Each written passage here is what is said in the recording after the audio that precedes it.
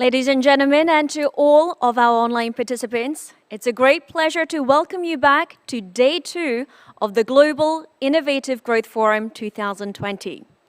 Once again, let me introduce myself. My name is Ho Mi-sorang, and it's an absolute delight and honor to be serving as your MC. Now, on behalf of the Republic of Korea, Ministry of Economy and Finance, as well as the World Bank, I'd like to express my sincerest gratitude to all participants for taking precious time out of your busy schedules to join us.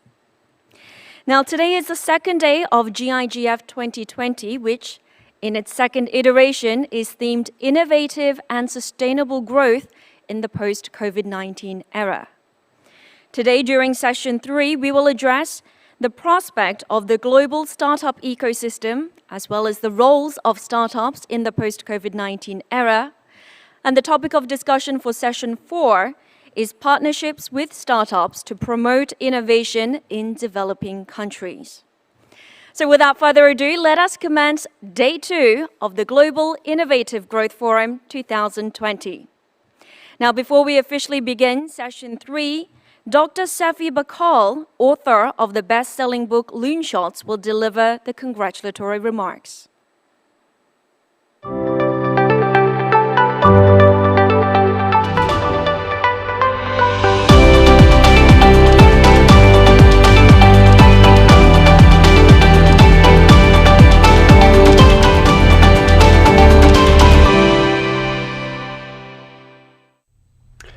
I'm Safi Bakal, the author of Loonshots.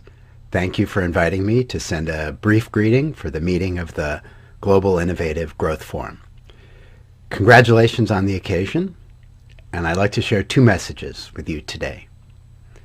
Korea has a remarkable history in transforming its economy and society from one of the poorest countries in the world to one of the most advanced nations on the planet.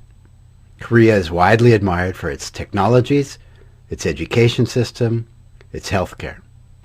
The response to COVID is just one example.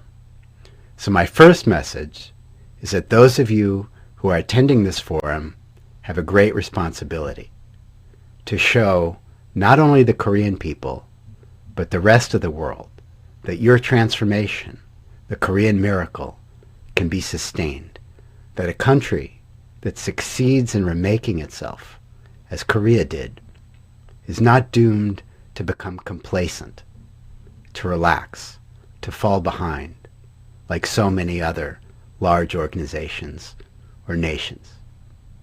You have in your power the ability to identify and inspire new ideas, new technologies, new strategies that will continue the transformation.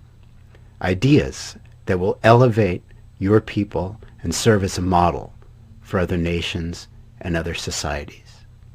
To achieve that goal, you will need to create the systems and the structures that will help nurture seemingly crazy ideas, the next generation of important breakthroughs. So I hope you will use your success and your power to become a model for the rest of the world. My second message is to take risk, to embrace failure, good failures. By good failures, I mean the ones that you learn from, the ones that begin with clear hypotheses and well-designed experiments, the failures that teach you something new about what is possible. As I wrote about, and many of you know, nearly every important breakthrough in science, business, and history, the great Loonshots, began with failures. From the transistor to the television, the personal computer, and the biotechnology industry. Usually, many failures. The key to achieving that mission of making your nation and the world a better place is to stretch, to take risk, to learn how to tell the difference between good failures and bad failures. To keep in mind that every breakthrough often looks silly or crazy at the beginning. So the question to ask yourselves is, what can you do to increase the rate and the quality of experiments, of new ideas or products or strategies that you test? Inside every organization and society, there is a fear and stigma associated with failure. It is that fear and stigma of failing that holds them back.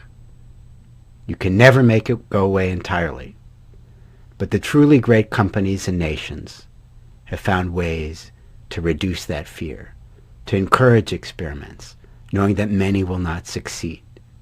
They help their entrepreneurs, their small companies, their researchers, even after the first idea or second idea, and sometimes even the third idea, didn't work. It is that willingness to continue to take risk, even in the face of failure, that's the great secret to achieving important breakthroughs. Those are my 2 messages. Congratulations once again, and good luck. Thank you very much. That was Dr. Safi Bakal delivering his congratulatory remarks. Let us now commence the first session for today, which is titled The Prospect of the Global Startup Ecosystem and the Roles of Startups in the Post-COVID-19 Era. Now, during this session, we have 3 speakers lined up, which with each presentation lasting around 10 minutes. After that, there will be a 30-minute panel discussion. This session will be moderated by Mr. J.P. Lee, CEO and Managing Partner of SoftBank Ventures Asia. So everyone, please join me in welcoming Mr. J.P. Lee.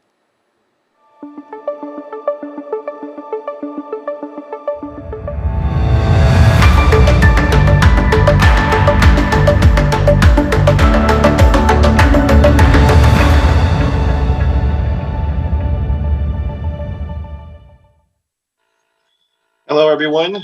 Good morning or good afternoon there in California.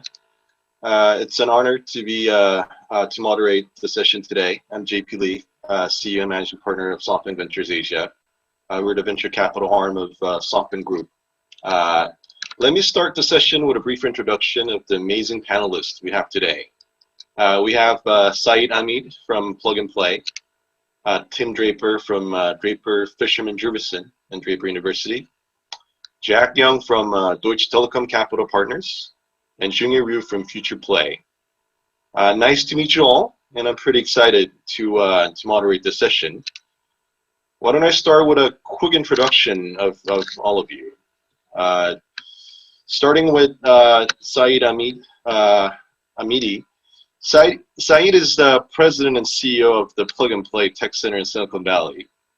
Prior to establishing Plug and Play, he co-founded Hamidi Group in 1980, a conglomerate of privately held business enterprise consisting of several domestic and international entities with significant manufacturing, distribution, trading, retail, and real estate holdings.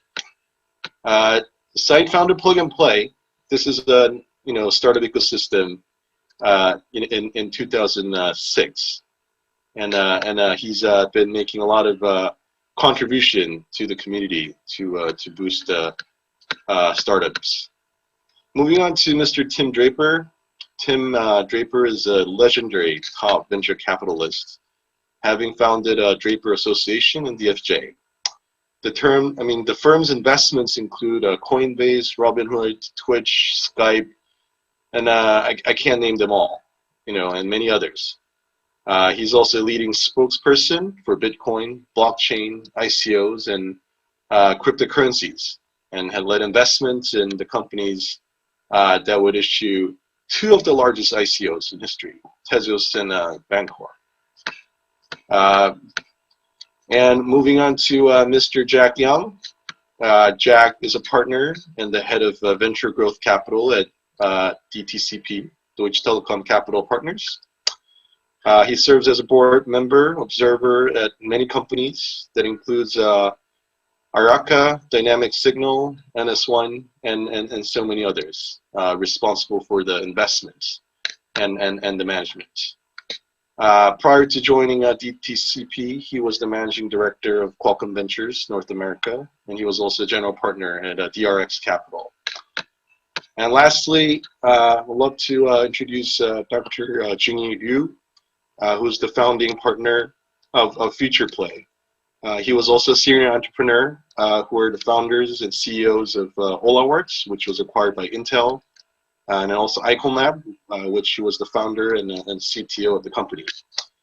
He had studied at KAIST with his electrical engineering degree. Nice meeting you all, and I'm happy to have you all here. And I think it's time to begin our session. Our topic is the prospect of global startup ecosystem and the roles of startups in the post-COVID-19 era. As we all know, it's been a really, really hard year for all of us, because of the impact of COVID-19 everywhere. And as you can see, we're joining this session remotely. I was also supposed to be there sitting in one of those chairs, but unfortunately, COVID third wave had hit Korea hard this week, so I'm also joining this from home. And today, we're going to listen to all of your stories of the prospect of global ecosystem and the roles of startups in the post-COVID-19 era. And I will be spending the next about 25 to 30 minutes to discuss and hear stories from each and every one of you. So moving on to the first session, which will be presented by Mr. Sahid Amidi. I'll hand it over to you to talk about economy recovery led by the startup ecosystem. Thank you so much, JP. It's a great pleasure to be with everyone. And I really would have loved to be there in person. We pride ourselves that when we open plug and play somewhere, using Sunnyvale, California as an example, or Stuttgart, Germany as an example, we try to bring to the innovation platform all the parties that would make this platform successful, which starts with entrepreneurs and universities. And then we embrace, bringing in angels and VCs. And then we feel, as you put events like today together and feature these technologies and help them scale, magic happens. To give you some stats, in California, we help about 1,000 startups per year. And some of them, like what we hope to do in Seoul, Korea, are in the automotive industry, mobility industry, and smart city. And each platform, if we are successful, we would have about 50 to 60 startups a year go through the platform, work with our corporate partners to identify needs in the society and then help to solve the problem. During this COVID, starting from March and April, one of our corporate partners is Roche, and we worked with Roche to say how you would deal with COVID-19 at the workplace. What is the safest way to, if you choose to go to work, And we work with a number of pharmaceutical companies to accelerate their development. But because in California, we work with 30 universities, MIT, Harvard, Stanford, Berkeley, and we try to bring their technology to a startup and then help them scale that business. And it's some people say, like, what happens in Silicon Valley, it's hard to repeat it in Seoul or in Stuttgart. So let me use for you our Stuttgart example. In fact, our office is at the University of Stuttgart. They built a 100,000 square feet robotic lab to promote innovation and IoT and systems. And we are located inside that building, Arena 2036. But together with Mercedes, Porsche, Volkswagen, Bosch, and many other companies like Deutsche Telekom, actually the T-System is one of our partners there in Stuttgart. We feel the mobility and shared economy, electrification, and autonomous car is moving so fast that not one company can keep up. So specifically in Stuttgart, we run a program called Startup Autobahn, and we start with the challenges of Mercedes, Volkswagen, BASF, and many, many other corporations. And then we invite startups from US, Canada, Israel, even Japan and Korea to solve that problem and work with the engineers of the corporations in 100 days. We just had our expo, Winter Expo, which usually would have attended 2,000 people, but we had to do it totally virtually for 2 days. And we featured 27 case studies where these corporations worked with startups and helped to create value. You know, the topic today is what happens after COVID-19 and what is the role of startups. I don't know. I mean, like, it has been tough times, but our startups this year have done better than ever. You know, I almost am embarrassed to say that in the year 2020, we had 5 new unicorns. One was Customer, that last week Facebook announced that they purchased it for $1 billion. One is Big ID. The other one that disrupted the insurance business is Hippo. And, you know, because everything needs to be virtual and digital, I feel it's the best time for the entrepreneurs, especially technology entrepreneurs, to grow, to be successful, and help us build a better world. And, you know, I feel the role of entrepreneur is to speed up the innovation and the implementation of technology to improve lives. And I will finish by saying, you know, I don't know if you guys can see my little United Nations marker for sustainability and clean water.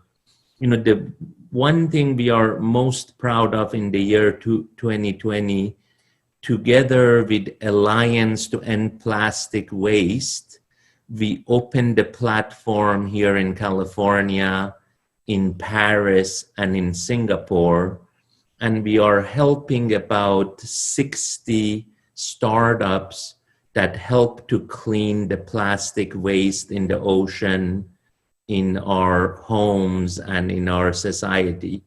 And I feel, again, if I had a message to the entrepreneurs, is that you have to nowadays have a great business model that makes a profit and is great business, but also you have to keep in mind the impact, the social impact, and the environmental impact. And I feel the role of a startup and these ecosystem, which we hope to join Seoul, Korea, and launch in February, it will help the whole economy to raise, and then we can connect it to our other hubs in Japan, in Singapore, in Munich, Paris, and all around the world. It's great to be here with you, and I'm very pleased that we have finally decided to open up Korea in February. Great, Said. Thank you so much for your talk. I mean, I would like to echo 2 points that you mentioned. You know, well, first of all, the start of Autobahn that you mentioned, I think that's a good example and a benchmark for, you know, some of the CEOs who are joining us as an audience today. And I also feel like our entrepreneurs that we're backing, and well, the founders who are just starting the company would feel more social responsibility, on top of the business itself.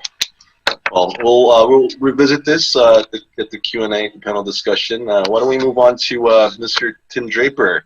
He'll talk about changes and prospects of the global startup ecosystem in the post-COVID-19 era. Tim? Terrific. Thank you, JP, and thank you, Saeed. That's terrific. Saeed has been my mentor in starting an incubator. He was the first of all these incubators. But what I want to talk about is first Korea. When people ask me, they start talking about being socialist. I point them to Korea. And I just say, well, wait a second. Korea was one country, and then it got divided in the war, and there was a DMZ. And the Southern Koreans were a democracy, a free market, capitalist system. The North Koreans were a socialist dictatorship, government controlled. The South Koreans now are making 400 times, on average, 400 times the money the North Koreans are making. And the average South Korean is now, 4 generations later, 4 inches taller than the average North Korean. It's pretty clear to me that freedom, free markets, capitalism, democracy is a fabulous way to go. And you talked about sustaining Korea at this point. It's freedom. It's you continue that freedom, and boy, your country will grow and grow and grow. And as soon as the government starts putting down too many laws and regulations and start telling you what to do and force you in place, that's the beginning of the end, and that slows down progress. So I encourage you all to fight for that freedom, keep that freedom alive, and grow that freedom, because it is what made South Korea as incredibly great as it is. So I'll start with that. Second, I'll eventually get to the point you guys want me to get to. I'll talk a little bit about what we do.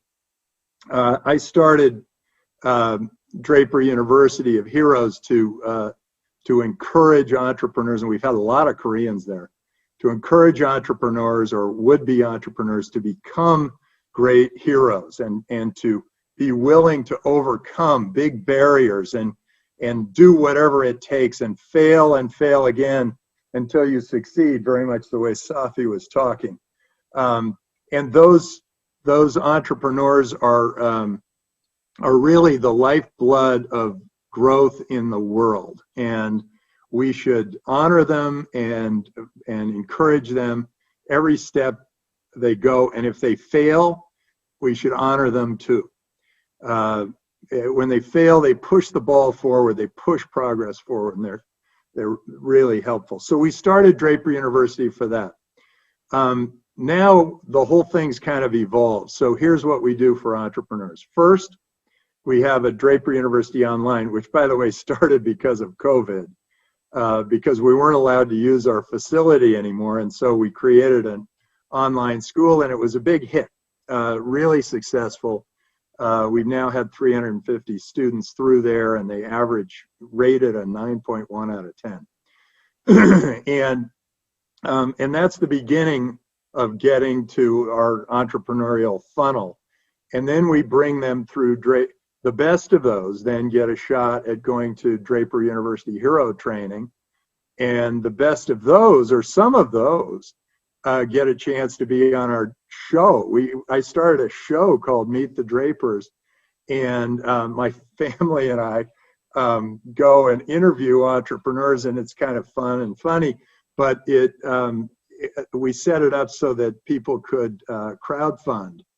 And so we allow crowdfunding. The viewers get to crowdfund. We now have 9 million viewers, and we don't have distribution in Korea. So if anybody's interested in that, I'm Tim at draper.vc, and I'd love to hear from you. And then when an entrepreneur reaches a certain level and we've given them hero training, then we want to fund the best of those. And we fund those through Draper Associates and encourage them and move them forward and bring them up to the level that where SoftBank decides that they're worthy.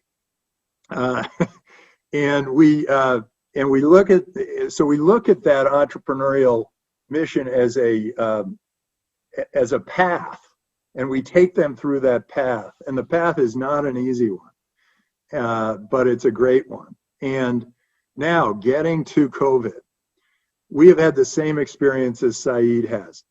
I don't think maybe at the top of the .com bubble, I had a year like this, but I don't know if I've had a year like this. It's been extraordinary. The entrepreneurs the customer has accelerated their purchase of the products that we're trying to create. Things like VR headsets. All the VR headsets have been selling off the shelves because people are wanting to use VR because they're stuck in place. They want to try something virtual. Bitcoin. People are buying Bitcoin like crazy. There are more Bitcoin wallets out there than ever before, and it's because people are realizing that they're stuck in place, and they start thinking, well, wait, what is this Bitcoin? How does it work? Is it better currency? And then the U.S. printed $11 trillion, and suddenly people were going, yeah, let's go to Bitcoin because these dollars have just been diluted by about 20%. So that has been great.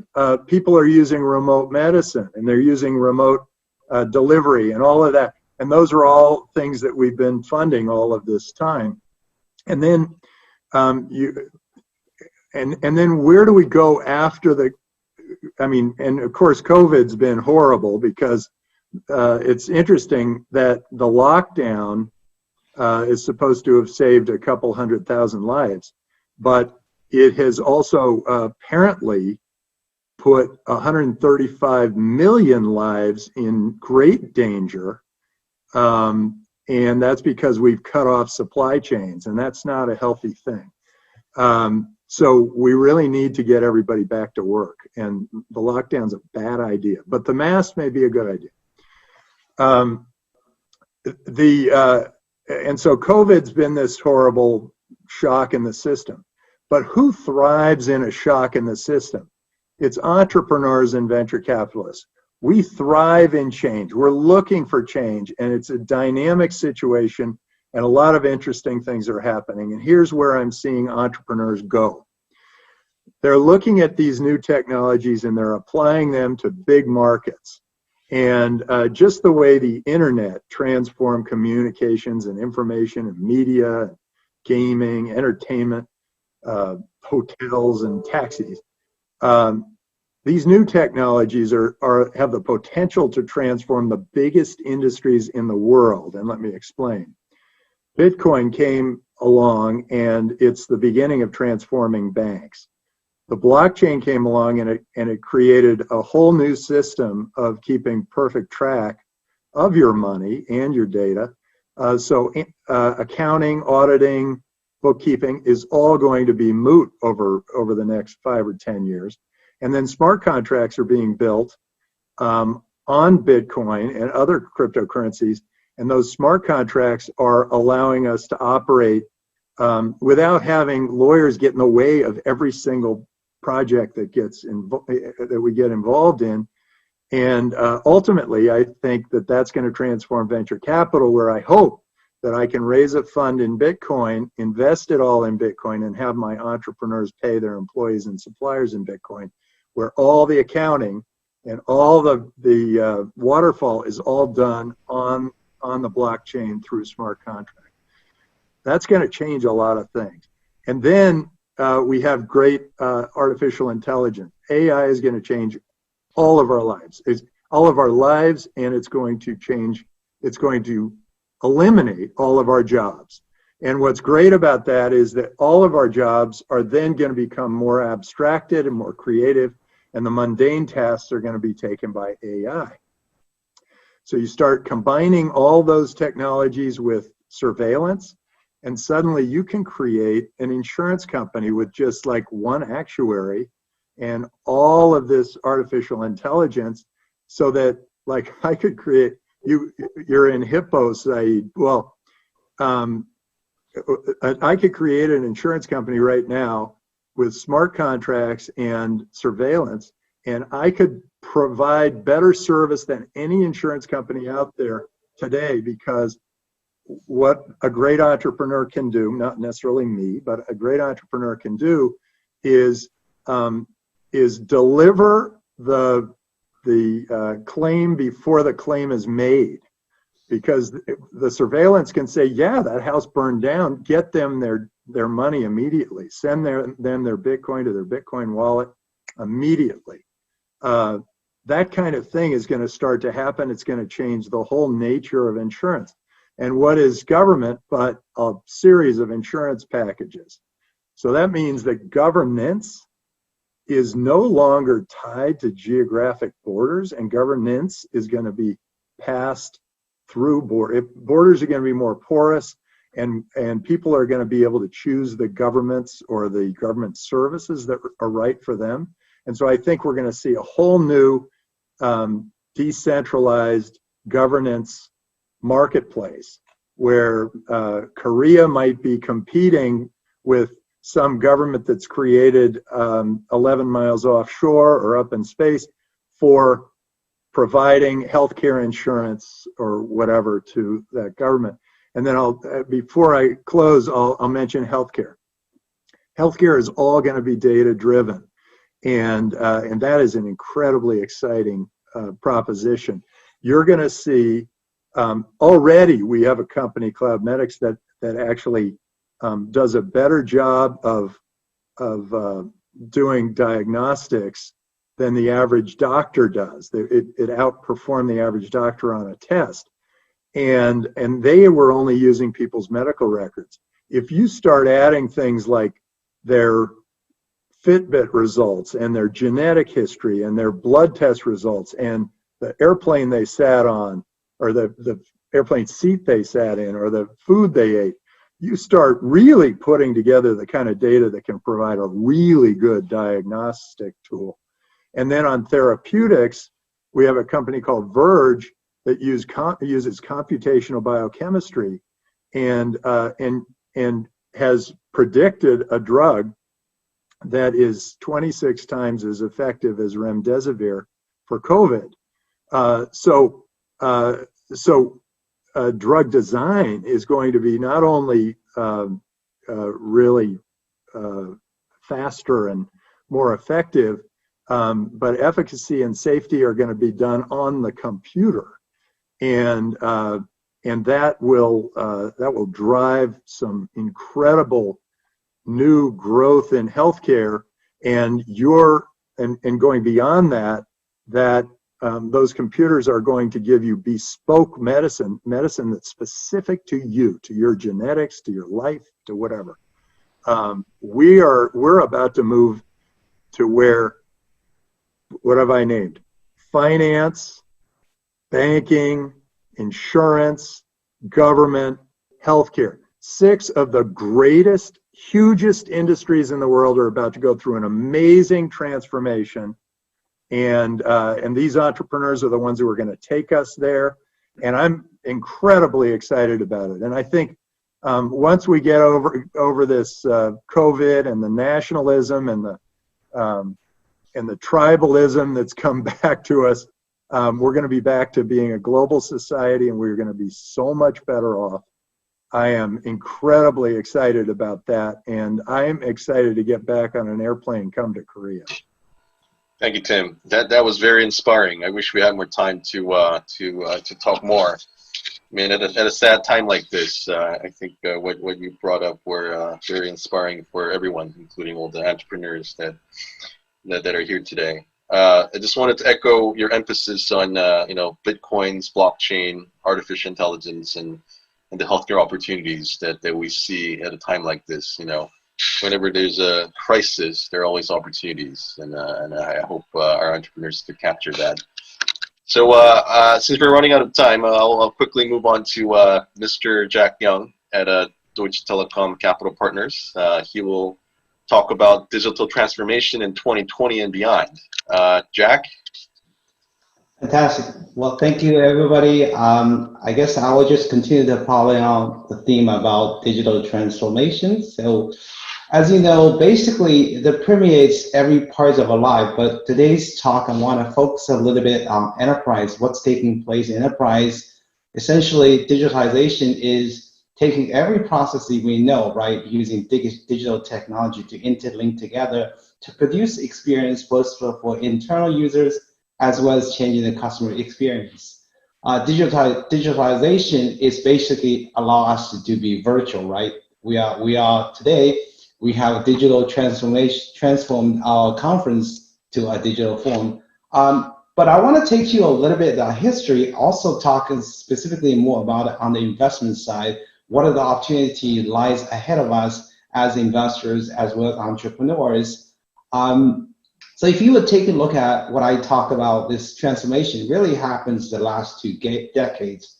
The first decades, I would say right after year 2000, that's where the foundations are being laid, right? So the first thing that you saw in 2016 was Amazon introduced the service on-demand services for AWS. Basically allow you to using computer as if you're using utilities that is on demand and you can pay as it grow.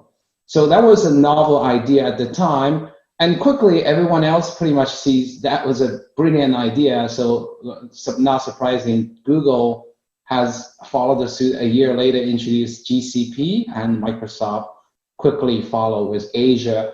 But at the same time, not only the computing are moving massively available in the cloud, but also there's a transformation on your palm.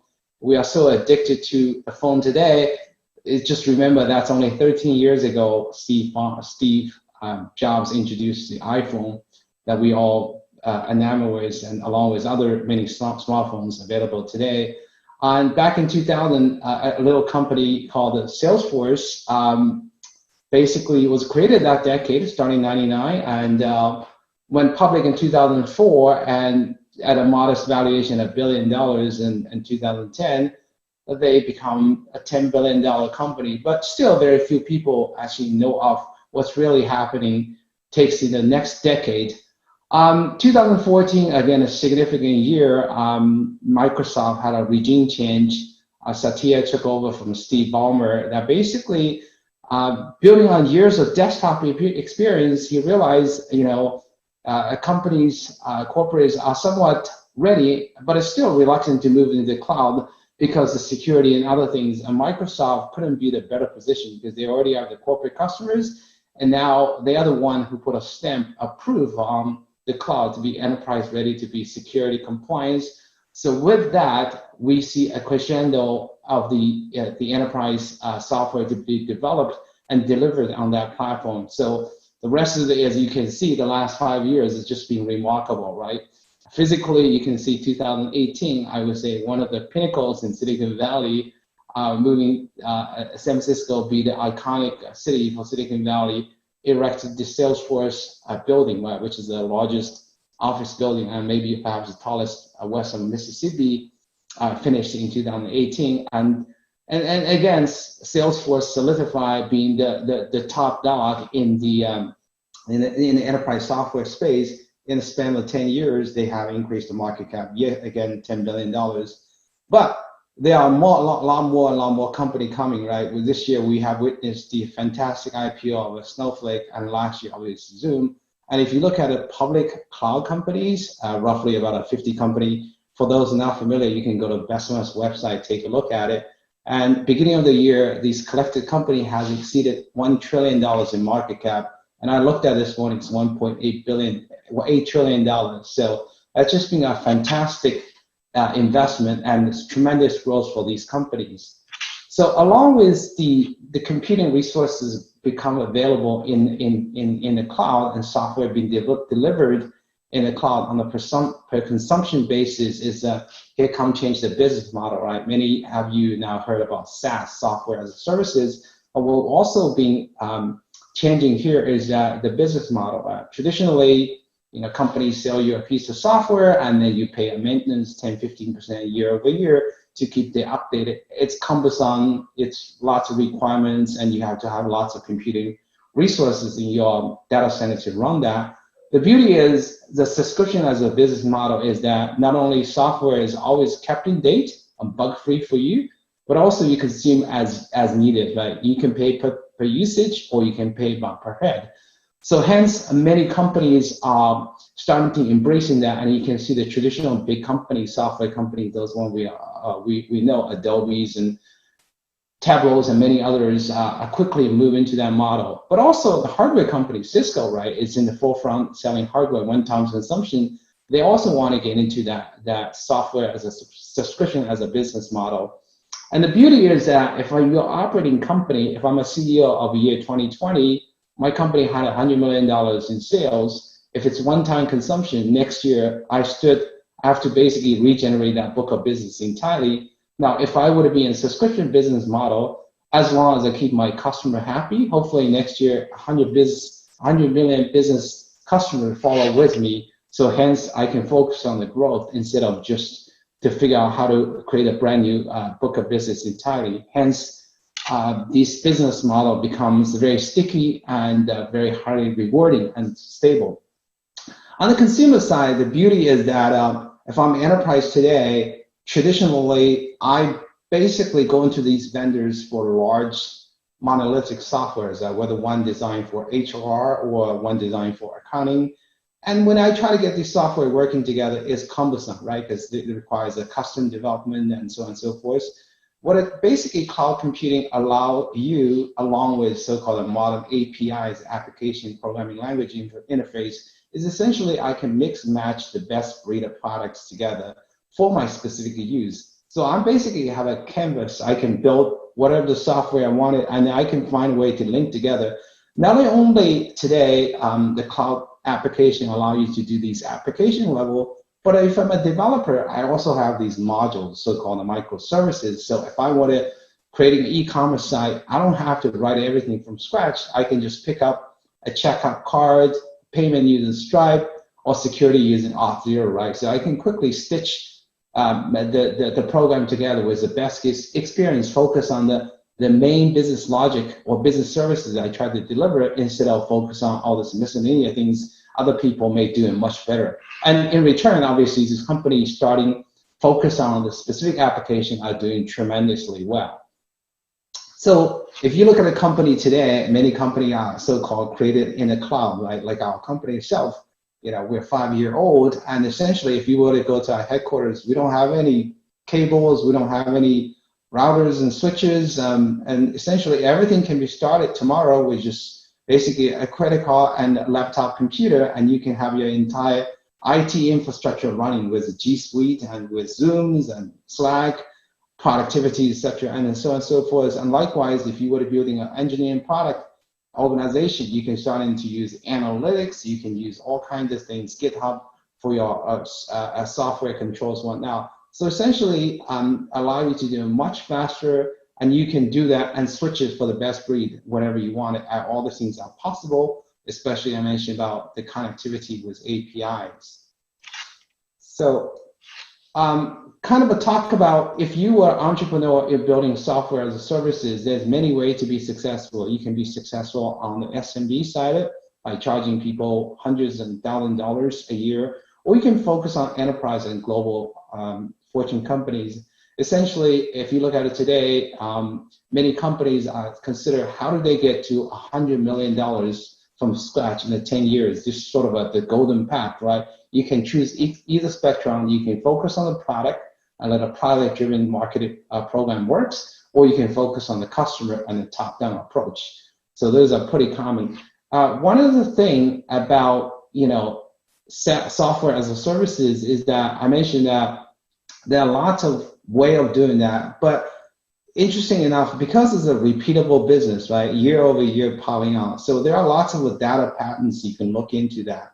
So over the years, many SaaS investors come up with all kinds of nomenclatures. You probably heard about magic numbers. You probably heard about capital efficiencies, et cetera, et cetera. So what it does is that basically allow entrepreneurs building similar businesses, whether you're building accounting software or HR software, in the end of the day, you're selling to a corporate and they pay a subscription, whether it's $50,000 or $100,000.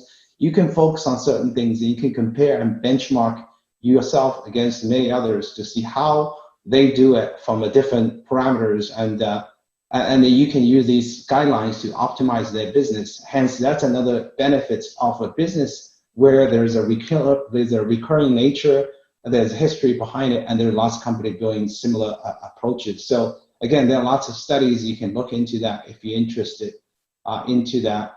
I mentioned many companies have followed that follow that process, right? Looking into different benchmarks and whatnot, and quickly building a sizable business. As you can see this chart, many companies are created in the last decade, and many companies has reached $100 million market shorter than any other company has created in the history, right? 5, 10 years and continue to grow. If you think about Zoom into a $100 billion valuation company was created 2011. I was asking to give a talk about a year and a half ago. So as I prepared for this talk, I thought about looking into what if happened in the time capsule. In June 2019, here's a top 10 enterprise software companies with a market cap of, as you can see here. And if you were to be investing in those top 10, and if you kept down most of the stock, you'll see in and today, you basically would increase easily 2.5 times, right? So that's just a sign. As you can see, this is the BVP's index of the 50 SaaS company I mentioned earlier, clearly outperformed S&P, the NASDAQ and S&P, which is not a surprise to you.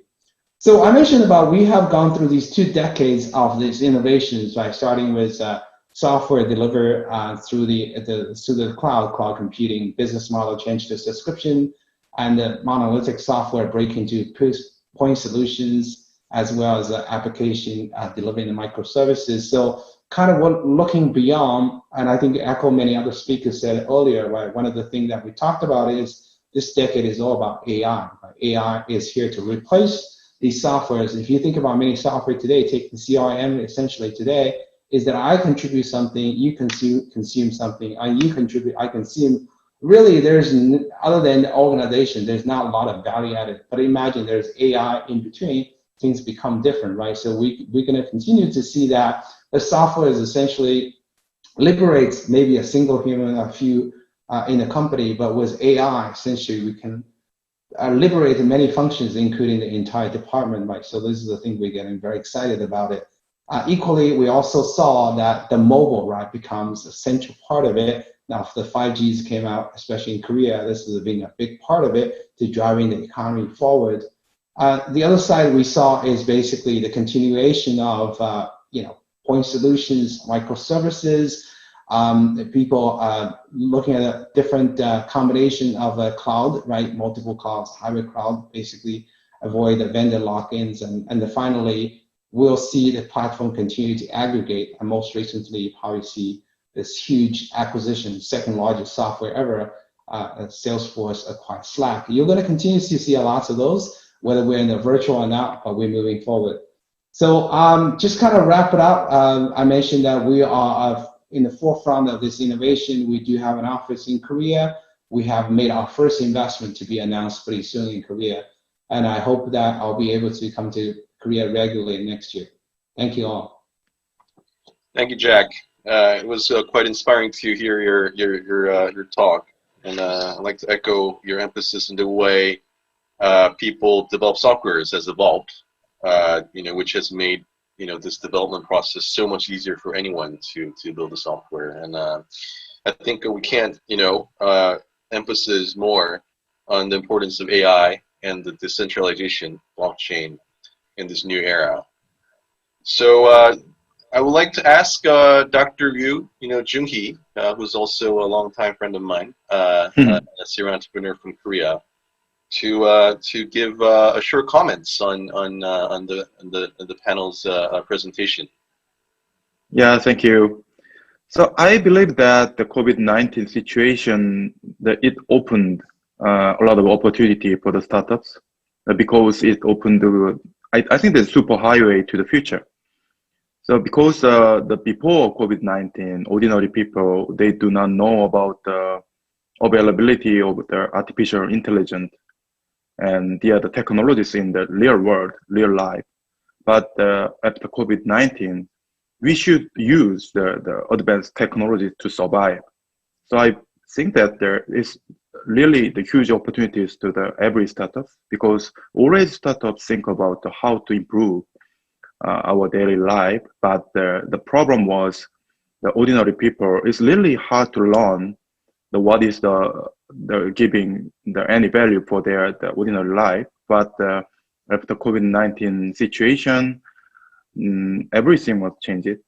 So I think that one of the biggest changes that will come is the change in the offline retail. So before COVID-19, there existed the two columns. One is the offline retails and the other is the online retails. But after COVID-19, there are no border between the offline experience and online experience. So it's on the kind of the age of big blur between offline experience and online experience. So it will impact on every offline retail experience. So I believe that a lot of startups will contribute on this type of the improvement. Great. Thank you, Jungi. We're running out of time a bit. I was supposed to ask 3 questions, but instead I'll try to combine those 3 into one, and I'll be able to spare about 2 to 3 minutes for each panelist. So obviously there are pandemics impacts on each society and country and the way startup world react to this, and many people are worried about the impact of the global crisis, COVID-19 crisis, and startup ecosystems and financing availability. How do the COVID-19 crisis and investment climate affect your world or operations? And in addition to this, what would be your advice to our entrepreneurs to survive this act or die, or act fast or die trying environment? Why don't we go ahead and ask Saeed first? Great. It's a great question. I would say like around March 10th, when we recognized in US what we are dealing with, it was about 20 to 30 days of shock and awe. In fact, Sequoia, as they usually do, they informed all their portfolio companies, you should tighten your belt, you should conserve cash, and I would say a little bit overreacted. But immediately after 30 days, especially for software and technology startups, we saw that you could still build the company, build your product, and most importantly, sell it.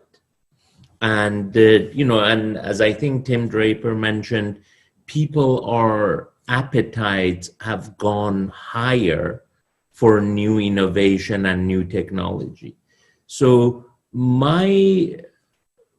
personally also, I became a little bit more conservative and slowed down my investments for 3 months. I still kept investing, but I did a smaller check size and a few less investments per month. But immediately I corrected myself and I realized the opportunity that is in hand and doubled down on entrepreneurs that can give a solution to a real problem. So again, I feel not much has changed, except it's harder to make personal relationship unless you meet people around, a conference room or at lunch or dinner. I would say that personal relationship is suffering a bit, especially if it's a new relationship. That's where I would stop. But it's a great time to invest, and it's great time to have a startup. Great. There are always opportunities when there are crises. I agree. I can't. So let's move on to Tim. What are your thoughts? Do you see any climate changes, during this crisis, and what would be your advice to our entrepreneurs? Yeah, it's interesting when I saw Sequoia and others decide that they were going to be deer in the headlights. I decided to invest. I went in big, and it's kind of it looks like it's working out fine. There were a few deals we did where it really did save the companies, and we're thrilled we did it. I'm used to operating remotely like this. I have we actually did I was on the first Skype video call ever, and I did this thing called pitch, the Skype pitch competition or something like that, back in like 2005 or something. And so I'm used to this, but I agree with Saeed. I'd so much rather be in touch with people because there's that random occurrence that's so valuable, and that creativity that comes from slamming into people. I think we miss that, the human part. That's a dangerous thing to lose, and so I might recommend masks. I definitely don't recommend the lockdown. I recommend we get back out there, we connect. And it is the person, I mean, Saeed and I have known each other for a long, long time, so we can reconnect on Zoom and no big deal. But, Jack and I don't really know each other that well. And if we were, and we're just put together here, it's really tough to sort of bond with him. And so I think we really need to get back out there. We need these conferences to happen in place. And I think we need to get back to, normal or paranormal, super normal. This is a big time. It's a very important time. And it takes a politician with some guts to just say, hey, get back out there. We're going to get the vaccine. We're going to get them. The masks can stay on or come off, but we got to get you out there and building your businesses again, because otherwise the UN is correct, and their prediction of 135 million people starving because of the lockdown is going to happen. I see. I think that's a very important point for our audience here as well. Jack, has COVID-19 made any impacts on your operation and your investment activities? And what would be your advice to investors and entrepreneurs in our world? Yeah, we talked a lot among our partnerships and team members, as well as many entrepreneurs. I echo with Tim, the human element is essential, especially in the early stage. So when we look at the world, when we invest, they are early stage companies. You typically look at the visions, teams, and there's not a lot of things that you can look into that. So we experience it's extremely difficult for these entrepreneurs to gain trust, especially you are the first time entrepreneurs. So what I recommend is obviously try as much as you can, because one thing about Zoom is everybody's available, right? Otherwise you try to get an appointment with Tim is almost impossible. But Tim probably have a 15-minute Zoom for you. So sorry about Tim advertising for you. So I would say it's very critical for early stage companies to cast the net as much as they can and taking advantage of the Zoom. Now, the benefit of the mid stage, growth stage in a company is that they have data, right? So it makes life a little bit easier for us as a growth stage investor. We can tend to look into the numbers, and most likely we have met these entrepreneurs once or twice in the past. So for us, we really haven't seen that much impact, but I sympathize for those people who are starting a business today and haven't really had a chance to meet with many investors, you really have to find a way to crack that. I see. Jungi, would you like to add any comments to this? So I think that the COVID-19 phenomena, the impact is different in each country. So for example, now in Korea is not so bad about their investment environment. And now we found there are a lot of their interesting situations. For example, some Korean startups, they connected to the US and they hired a lot of the US employees there because it's a really good chance to hire the top tier engineers there. And the other situation is that a lot of the early stage US or the other international startups, they come into the Korea and they got some money from the Korean investors. So after this pandemic, every startups can survive not only based on their own countries, but also approaches to the other countries or the other environments. So I think that now we are learning on the new standard under the investment ecosystem. Got it. So I think we're obviously living in a very interesting time where technology such as AI, blockchain are rising, and at the same time, the way people are living, the social behaviors are changing because of the COVID-19, this unexpected crisis. I'd like to share about a minute to each of our panelists as a closing remark, comment, since we're almost up. Saeed, would you like to say anything? No, it's just great being together with Tim. I remember when I wanted to start investing, he was one of the good friends who had a very open door policy, and he sort of showed me the way. And, I believe it's not a zero-sum game that somebody will win and somebody would lose.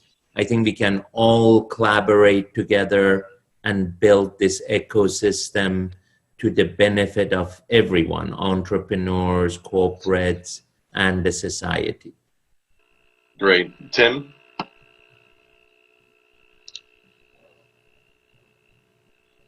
think you're on mute. Yeah, Okay.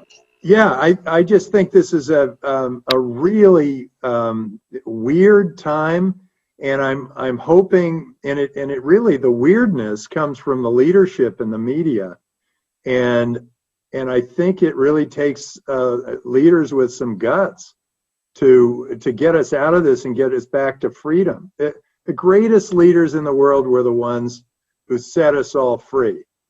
And the worst leaders were the ones who tried to put in government controls. Sure, when you have a pandemic, you got to educate everybody. You got to have them understand what their risks are, what they should be doing, all that sort of thing. But you don't become the police state. You don't become North Korea. It doesn't work. So I encourage you and your leadership to open back up. It's time to get back to work. We can't just hover in our, cower in our hovels and live in fear for the rest of our lives. It makes no sense. Humanity needs each other. There are 8 billion of us. We all help each other. Let's get back together. Great. Jack? Yeah, I was just going to say one of the things during the pandemic is keep yourself mental and physical healthy, right? So think about it. One of the things, I did a calculation. I used to go to New York for 5 board meetings. Every time is a trip, 25 hours. And if you deduct to save the time, but essentially I save 40 hours a year, right? So think about the time that you have saved. How do you reinvest the time on yourself or on your business? So take it where everything with a grain of salt, right? I think pandemic certainly creates a lot of inconvenience, but also creates a lot of opportunity for all of us. Great. Jungi, last comment from you? So crisis is a seed of opportunity. So I wish that every startup focus on the opportunity, not the crisis itself. Great. Thank you all. We're obviously living in an unprecedented, unpredictable time, which could be sad and discouraging. However, throughout the discussion today. It was for me at least very motivating and encouraging time, and I'm sure our audience must have felt the same. We saw the hope and the new future during our discussion. The time's up. That's all for the panel session today. I would like to express my gratitude for, to all of you for sharing your precious time for this session. I believe this was an excellent opportunity for players in both regions to get insight for preparing for the unpredictable, uncertain future.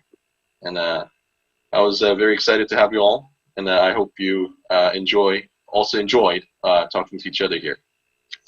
Thank you once again, it was fantastic. And thank you to the audience. Thanks so much. I learned a lot from all of you. You guys Okay. are great. And Saeed, it's awesome to see you again. We got to get together. We should. You're one of my All right. I'll email you. Thank you very much. We will now move on to our next session. The fourth and final session for GIGF 2020 is titled Partnerships with Startups to Promote Innovation in Developing Countries. Now, for this session, we have 2 speeches lined up, which will be followed by a series of pitches by 4 startups. And there will also be 2 panel discussions, one for digital tech startups and another for the green technology startups. The first speech will be delivered by Mr. Martin Razor, Country Director for China, Korea, and Mongolia at the World Bank. So with that, let us commence session 4.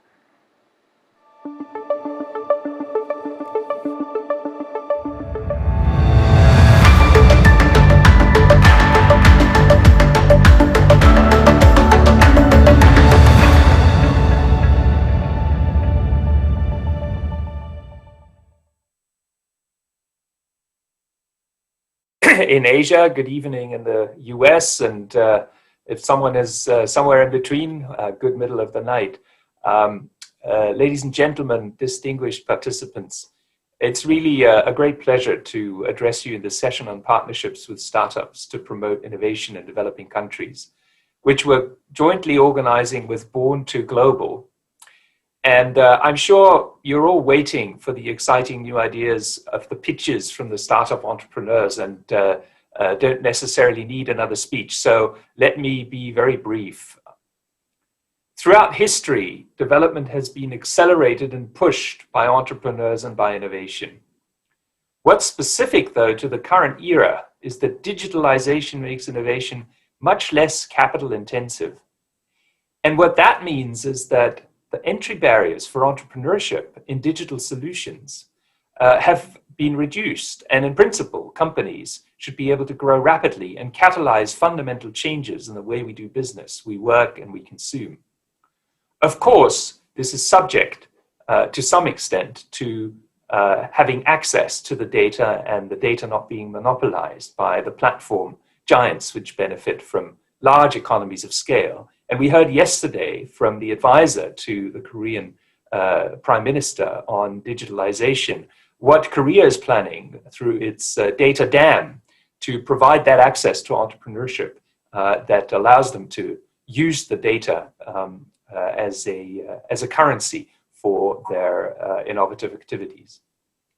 Indeed, with the expansion of digital platforms, we're seeing the emergence of entirely new business models, novel and meaningful ways for governments and citizens to interact, and new solutions to age-old development challenges.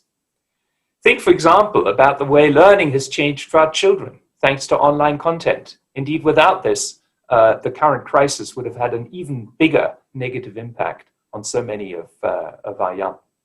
Think of the way M-Pesa has changed access to finance for the poor in East Africa, and how fintech more generally promises to radically change how we work on financial inclusion.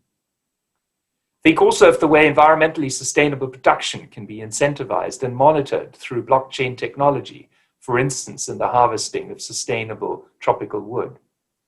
Or think of the way drones have become indispensable in our work on disaster risk assessment and management. The recent pandemic has highlighted the essential role of digital technology in keeping people, businesses, governments, and countries connected. In China, where I sit, for example, e-commerce has been a critical component of alleviating the impact of COVID-19 on rural households. Korea's recent history offers a lot of good examples of how technology, including digital technology, can be harnessed for development.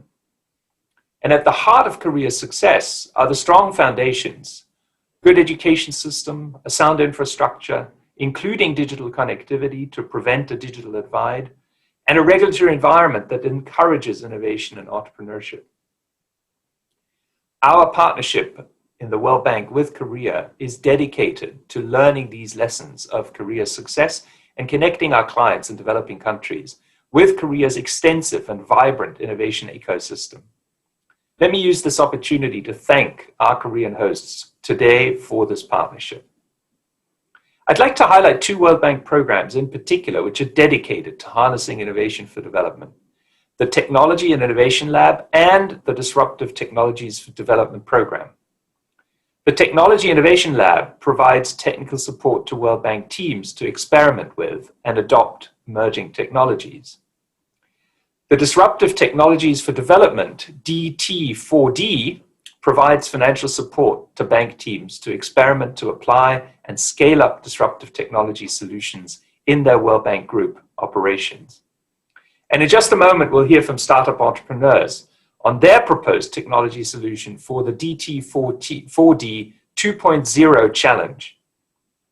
Let me just close by giving you some examples of what the previous DT4D challenge supported in terms of applied development solutions based on AI, data analytics, geospatial technologies, blockchain, digital platforms, Internet of Things, and unmanned aerial vehicles. The World Bank Group office in Korea partnered with DT4D to help developing countries access such solutions. For instance, we worked on the utilization of drone technology for smallholder farm monitoring in Vietnam and in Indonesia. We worked on the development of regional battery storage and e-mobility policy and programs for the Pacific Island countries. And we worked on accelerating energy transition through battery storage systems. Final example, innovative solid waste management in Cambodia, including through the use of Internet of Things. All of these examples, by the way, are showcased on the GIGF 2020 website, and I would invite you to go and have a look to see what is possible when you bring innovation and development together. This is just the start, and I think we and our partners can do much, much more to harness innovation and technology for sustainable development. And I'm sure that after hearing from our startup entrepreneurs, you will all agree with me. So with that, let me thank you again for this invitation, and I look forward to hearing the pitches from the entrepreneurs.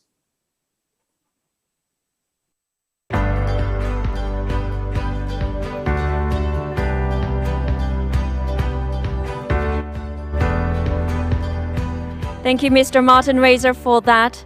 Now, our next speaker is Mr. Jong-Gap Kim, Chief Executive Director of the Born2 Global Center.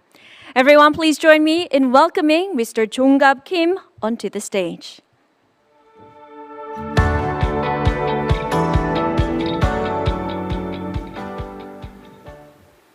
Thanks to Mr. Martin Razor, Country Director of China, Korea, and Mongolia of the World Bank.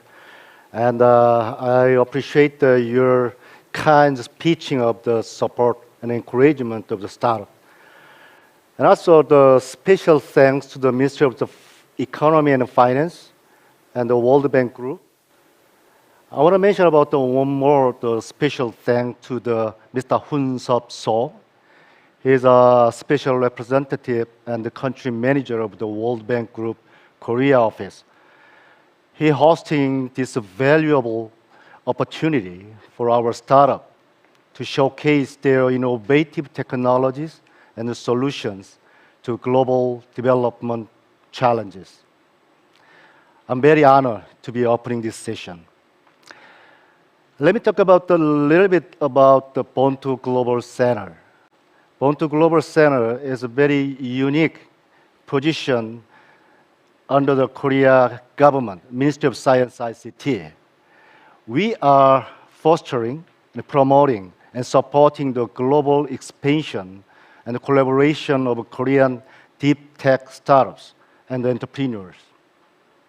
Through a very high competitive selection process to evaluate the global business readiness and the product market fit and the global demand and the capacity of startups.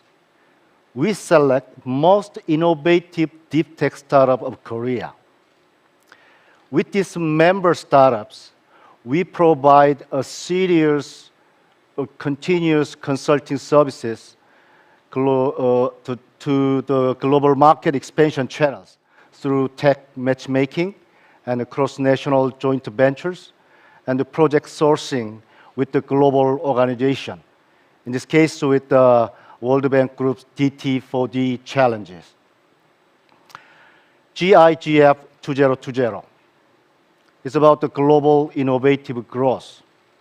I don't know who made this title, but the title itself, Global Innovative Growth, contains two main characters of the startup, which is sustainability and scalability. To be a sustainable business, startups should have very innovative idea or technology. And especially for the global market, they have to have a global innovative idea and technology. And the main character is scalability. It means a growth. They should be scalable with the global market. So I think the GIGF, it made for the target of the startup.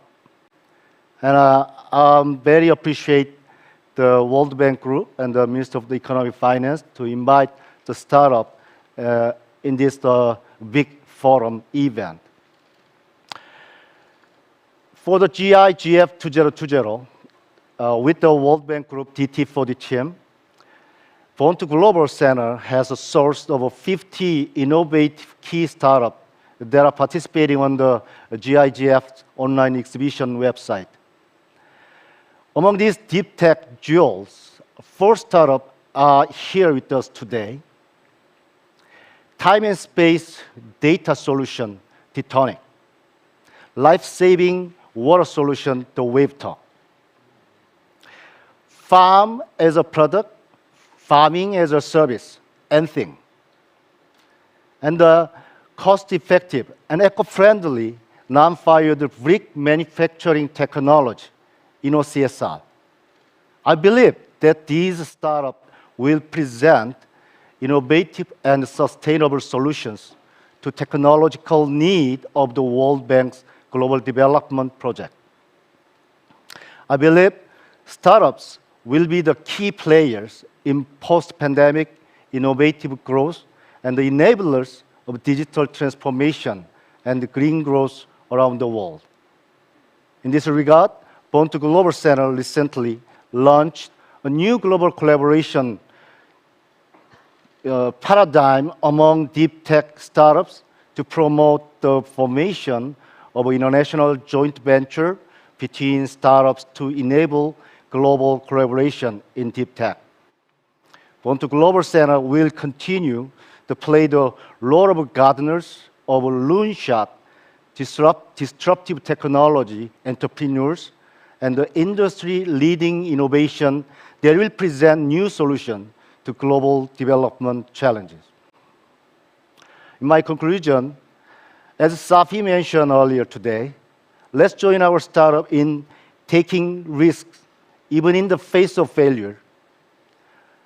That's the great secret to achieving important breakthrough. Thank you again.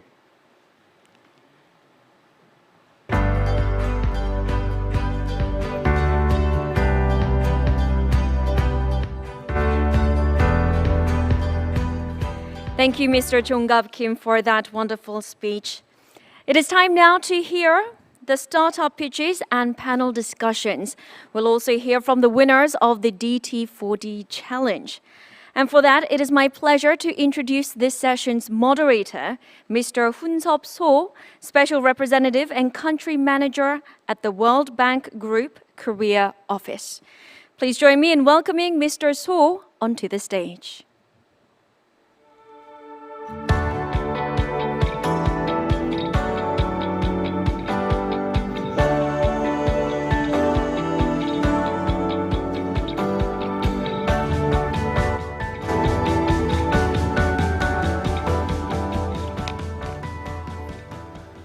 Okay, welcome everyone.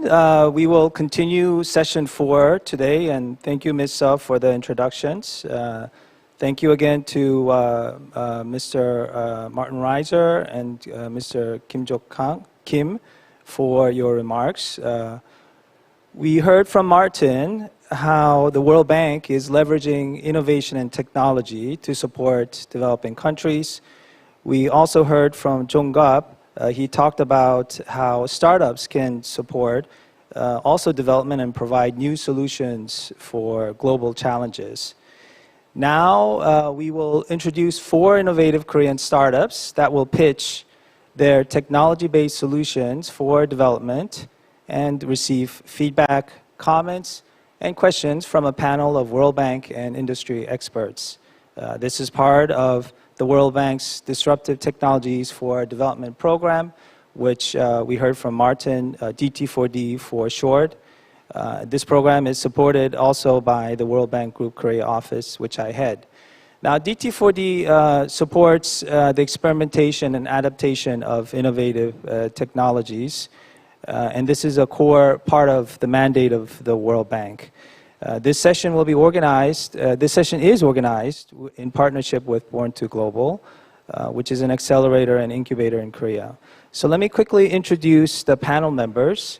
First, I'd like to introduce Hyunju Jae, who is sitting next to me, and she is the CEO of Impact Venture Capital, Yellow Dog. Her company has invested in over 27 startups worldwide that have innovative potential in environmental solutions, healthcare, education, and work style solutions. The remaining panel members are joining us online. First, let me introduce Charles Reed Anderson. He is the founder of Charles Reed Anderson and Associates.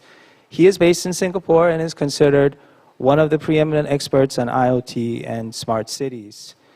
Then we have Tony Elias. He is a senior private sector specialist and program manager of the World Bank's Disruptive Technologies for Development program.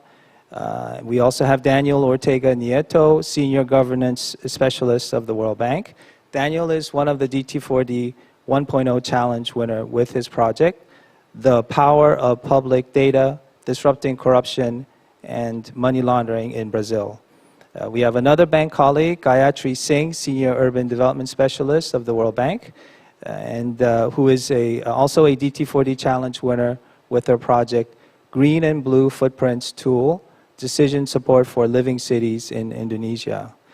Now, the session is organized into 2 parts, digital and green innovation. Each session will have 2 startups presenting. The digital innovation startups are, number 1, Mr. Yongju Jun, CEO of D-Tonic Corporation, which is a company that has developed a spatio-temporal big data engine called GeoHiker. Their technology is currently being used in the development of Korea's COVID-19 epidemiological investment support system. Then we have Young-Duk Kim, CEO of the Wave Talk, which has developed an Internet of Things-based water sensor that can test the drinkability of water in a more cost-effective and easy-to-use method. Next, we have 2 green innovation startups. First, I'd like to introduce Sung-Soo Han, Chief Strategic and Operating Officer of Nthing, that has developed the world's first modular farm concept that offers both scalability and cultivation efficiency. Next, we have Yoon-Suk Sam Lee, CEO of InnoCSR Ltd., which is a company that has invented an environmentally friendly brick which can mitigate air pollution. So welcome. If we have time after the panel discussions, we will take questions from online participants. You can post questions through the YouTube chat box. Unfortunately, we have a tight timeline, so we may not get to all your questions. However, we will try to collect all questions and post them on our GIGF website with responses from the startups and panel members. Now, before we start with the startup pitches, we're going to ask Daniel and Gayatri to very quickly talk about their experience as winners of DT4D 1.0 challenge. This is the previous challenge, and the reason is I think they can provide us a little, based on their actual experience, some insights about how the World Bank works with technology providers to offer their solutions to developing countries to solve key critical development challenges. So let me first ask Daniel. Daniel, you want to share your DT4D experience, please? Thank you very much for the opportunity. I'm sharing my screen to talk to you very briefly about what we did in Brazil. Basically, we developed a governance risk assessment system using artificial intelligence to deter corruption. What we did is create a system that currently identifies 225 red flags of potential fraud in public expenditures, which has been piloted at 3 levels of government in Brazil: federal, state, and municipal. We built this system around 4 key pillars: public data, analytical underpinnings, scalability, and client orientation. Let me tell you a little bit about the data, the public data. We built one of the largest data sets of public expenditures in the world. We use public expenditure data that includes, for example, contractual level data of public biddings, public payroll data of more than 10 million Brazilian public officials, government transfers and social benefits of over 20 million beneficiaries, electronic invoices. But we also have really interesting data. For example, electoral data on more than 800,000 electoral donations. We created a robot that looks for online news on fraud and corruption. We also have data on banned companies, georeference hundreds of thousands of Brazilian companies, and also the relationships between firms and millions of Brazilians. We developed these 225 red flags and divided them into 7 broad categories. I'm certainly not going to go through all of them, but let me tell you a little about a couple of them, for example. So we're able to identify inconsistency with partners of firms. So partners receiving government cash transfers, or conflict of interest, where a partner is a public official with contracts with the same main agency where he or she works. Negative track records of banned companies in different jurisdictions, or inconsistent corporate characteristics, such as multiple economic activities which are inconsistent with the firm. Atypical procurement patterns, winning rates and high cost overruns, or georeferenced headquarters based in a very poor location. We also see bid rigging risk patterns, such as identical proposals or symmetrical proposals, or high rate of victories versus stubborn losers. Finally, we also did some interesting analysis with electronic invoices, where we are able to identify high expenditures in specific products and high unit price over specific products. So what are the main results, the preliminary results we've had so far? For example, we've been able to identify 420 firms that won bid against companies which have likelihood of being shell companies, 857 companies that won bidding processes against firms that have at least one partner in common, 450 firms with partners who receive conditional cash transfers, and over 500 firms that are owned by public servants working in the same government agency that has executed the contract. Of course, there's no time to show you a live demo of the system, but I want to finalize with 4 key lessons that we learned working with entrepreneurs and technology and artificial intelligence in Brazil. The first one, all of them seem pretty obvious, but really it's not as easy to put it in practice. So the first one is you need a high-level champion in government, and it's indispensable.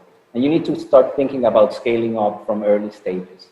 Second, it's key that you're able to translate complex technical issues into simple ideas to get your message across different audiences. Thirdly, you need to engage with legal departments early on to avoid unnecessary delays or roadblocks.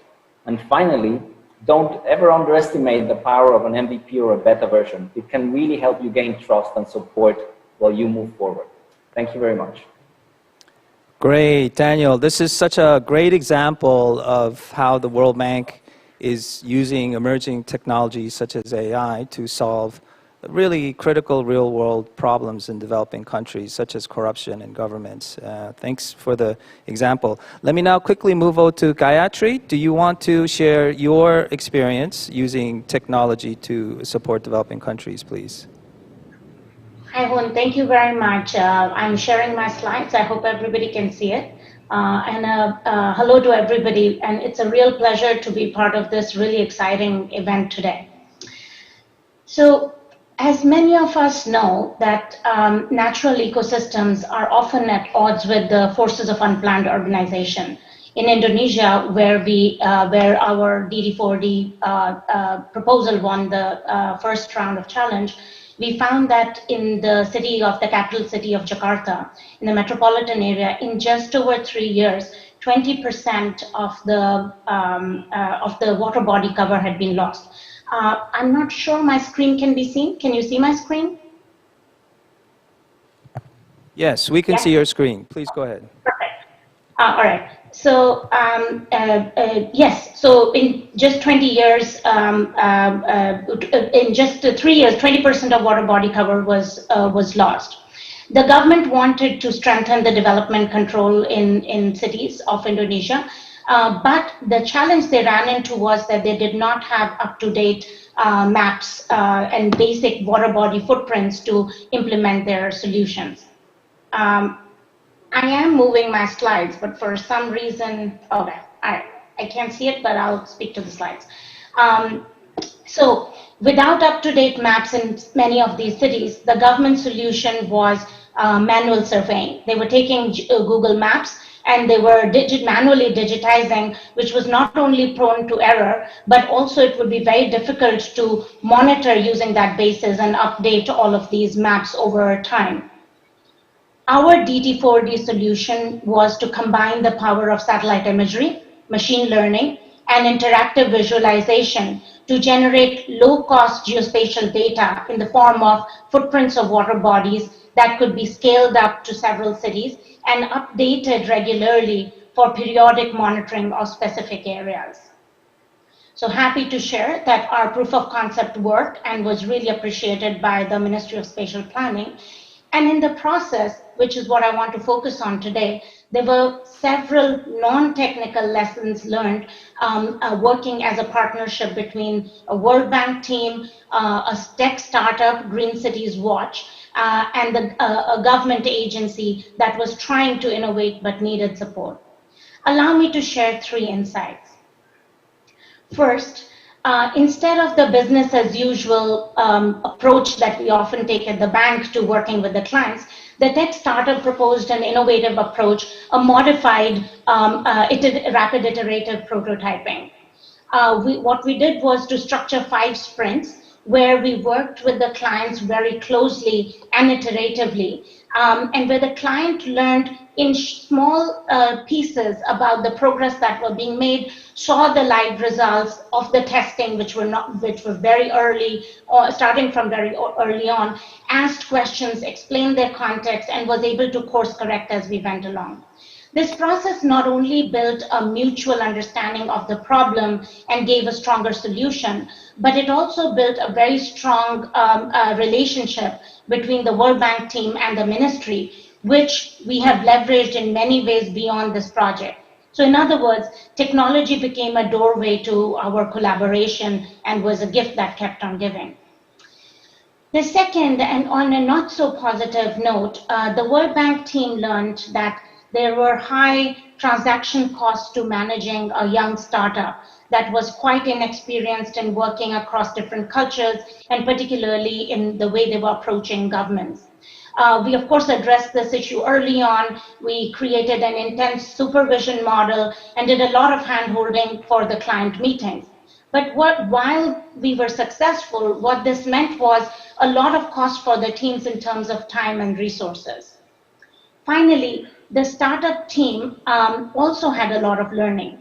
So the one thing that they learned, which was an important lesson, and that is for other startups who will be presenting today as well, the development challenges are complex and need to be carefully understood from different dimensions. For instance, fit-for-purpose accuracy of mapping using the techniques we were using was simply not enough for the government because the law required 90% accuracy to map the water bodies for development control, or that the government was not allowed to use cloud computing solutions that were needed to keep running the models over time. By the end of the process, we believe, and the startup would attest to this, the startup was more humble about the limits of their technology in the real world and learned how to better think about development challenges when working with governments. So you may ask, would we do this again? Absolutely, yes, there is no doubt about that. But we would plan differently. I would perhaps pick a slightly more mature startup who has experience of having interacted with governments to partner with, especially if they're to work directly with the clients. And I would also plan a bigger supervision budget and resources to make sure that any errors don't happen. All right, thank you, Gayatri. Now, this is my concluding slide. I just want to leave you with this reminder in my closing. Think big, but remember that the best big idea is only going to be as good as the implementation of that idea. Thank you very much, Hun, and over to you. All right, thank you. So very good insights about some of both the benefits and challenges of working with startups. But I would say at the end, the benefits outweighed the challenges because you did come up with good technology solutions to solve, again, a real issue in Indonesia. So now we come to the heart of this session. Let's start with the 4 pitches. Just to remind you, we're going to start with 2 first for digital innovation, followed by 2 for green innovation. So let me ask Mr. Yongju Jun, CEO of D-Tonic Corporation, to deliver his pitch. Please come to the middle of the stage. I believe this will be in Korean, but there are 2 channels, or there are channels available for both English and Korean. So please proceed. Yeah. Thank you. Thank you. 안녕하십니까, D-Tonic 대표. Good morning, everyone. My name is Chun Yong-ju. I'm the CEO of D-Tonic. So today I would like to tell you a very interesting story. Why do we need to focus on data? Well, because before that, I would like to talk about Archimedes Samedis. I'm not sure whether I pronounce it right, but it means a person that counts sand. Then how much sand will we have? I mean, will we have more sand grains or more stars in space? We have more stars in space. That's what scientists tell us. So that's 10/21 of 10. So we say that centillion. So that's a lot. And there are that many stars in space. So we currently have about 7 billion people around the world. And that means times 10 trillion. So we live in an era with that much data. So 90 zettabyte is the amount of data that we have.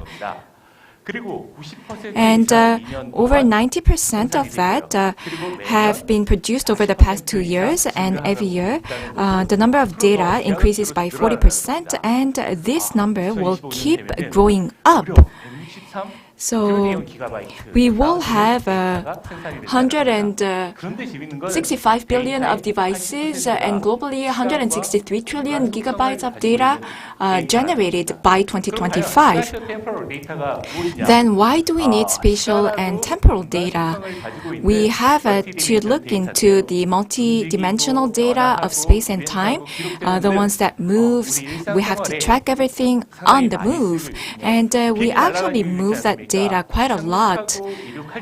And let's look at the planes. So, of course, we do have pilots in the cockpit, but that's only for taking off and landing. Other than that, AI as well as other technologies will take care of the flight.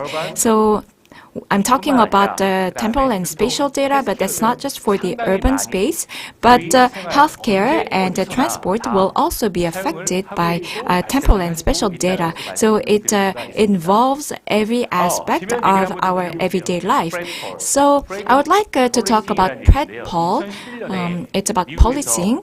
In 2012, the US predicted crime and was able to reduce crime rate by 50%. 10%. What a great number. And that shows the power of temporal and spatial data. And I would like to also talk about Dina slum that's in Mumbai, in India. And there are some neighborhoods that are deteriorated and poor.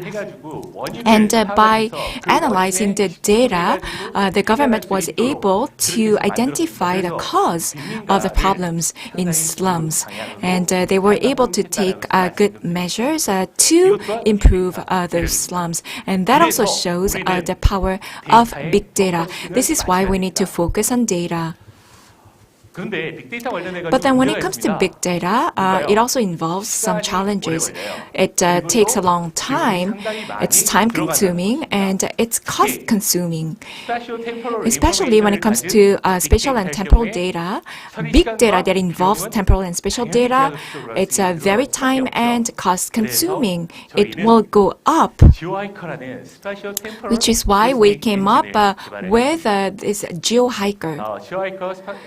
So GeoHiker is a special temporal big data engineering platform that we developed, and it develops and it looks into not only healthcare and drones as well as different sectors such as transport, but by using our engine, you can produce big data very efficiently and very rapidly. And we are proud of this technology. And for Hyundai Motors, they saved 5,000% of cost. And for the transport institution in Korea, their speed went up by 5 times. So we process data every 2 seconds. So we have processed about 6 billion data during my speech for 5 minutes now. So I can say that this is a dream solution that we have. Also, when it comes to big data solution, you don't need to change everything.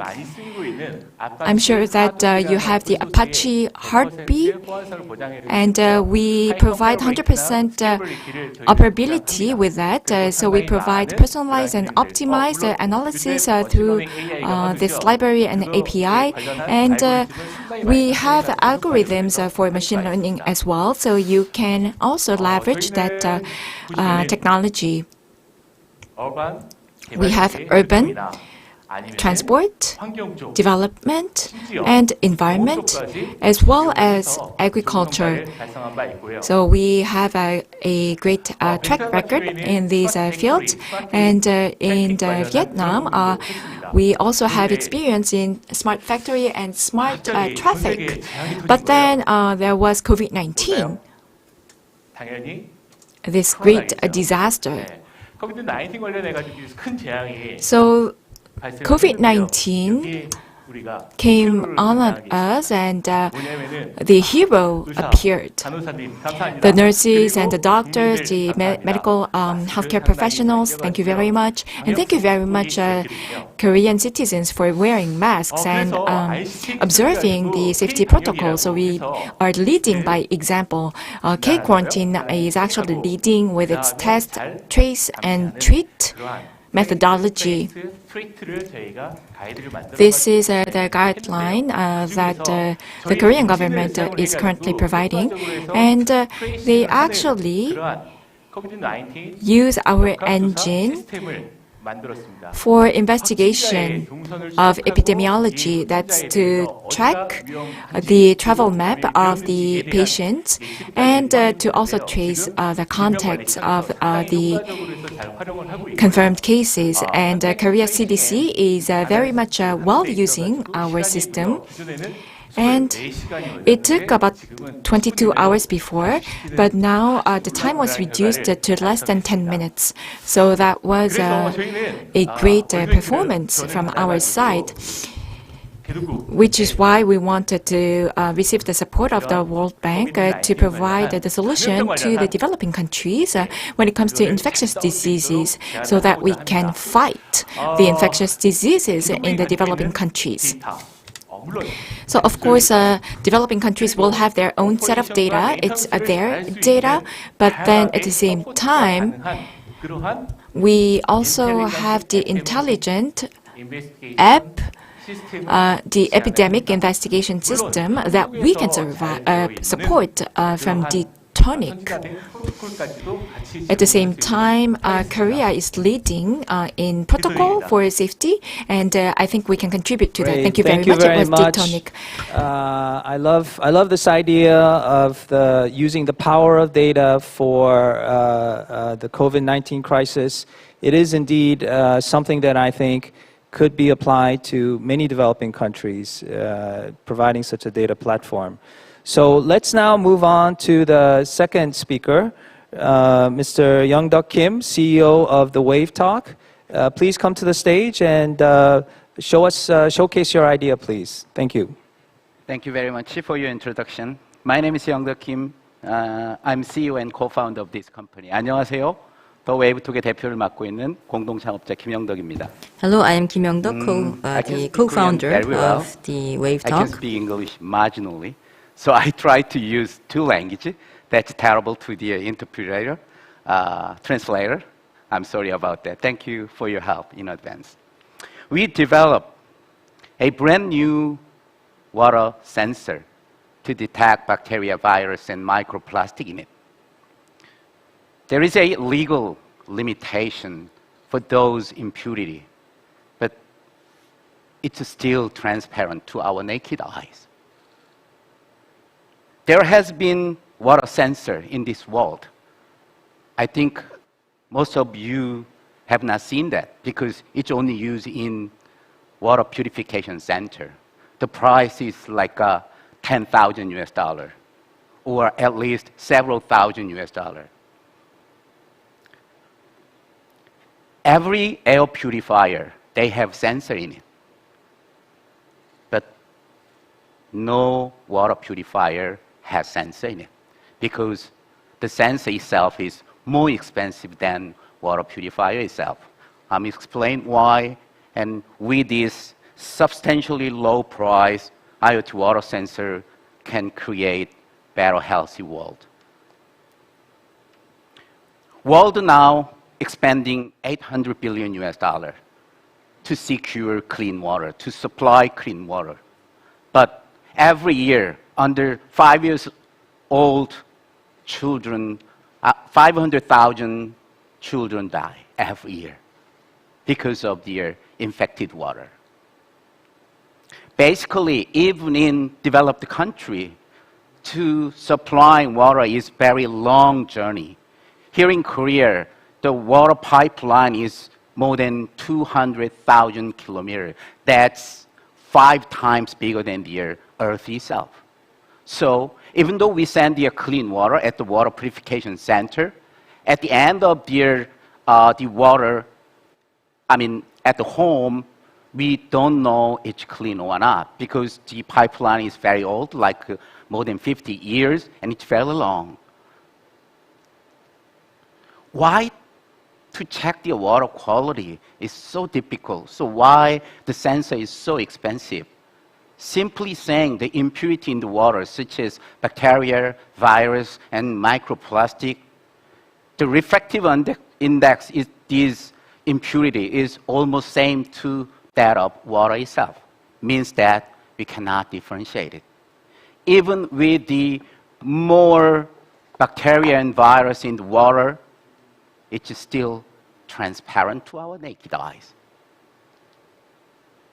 This is why even in developed country, in a year, the biggest incident more than 20 times. And just one incident affected more than several 100,000 people. That problem will getting worse in underdeveloping country. The Wave Talk developed the left side one, right side one is the water sensor. You just take the water in that glass and then put it in our tiny station, and it's going to tell through your smartphone this water is drinkable or not with some specific figure called NTU. Basically, comparing to the conventional water sensor on the right side, it's simply more than the 1,000 up to the $6,000 US. That's the reason, once again, you haven't seen this kind of a water sensor. the water to home down to the $50 US, we can provide this sensor to everybody. And 10 seconds, it's going to tell the water is drinkable or not. It also can be used here, the centralized water supplying system, which can displace conventional water purifier, turbidity meter water sensor. And it can be embedded in the water purifier at home, as it's very small comparing to the smartphone. You can see the size. Also, this B2G water purifier turbidity meter is comparing to the conventional one. It's less than only about 15% something in terms of price. We have been testing this new IoT water sensor with some local government and successfully prove our price and performance. So next year, we're going to put this sensor in the line of the municipal water system. As you can see here, if you check the water quality at certain site by using our IoT water sensor, we can collect those data through our cloud system. So basically, by combining all this big data from the water, we immediately check the water quality at certain site. And if there is something wrong, we can prevent any further bad thing happen. So this substantially low price IoT water sensor can be incorporated in the municipal water supply chain. And also we can distribute this IoT water sensor to the customer so they can check the water quality at home. By collecting these old data, we can have nationwide water data to prevent the water infectious cases. Not only in city, but in a rural model.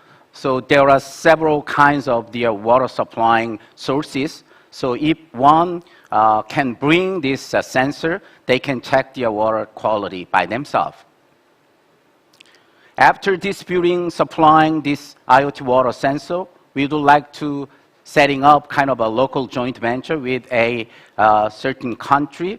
Then we can maintenance and monitor this data. This is my last page. So we are watching a picture for the same street.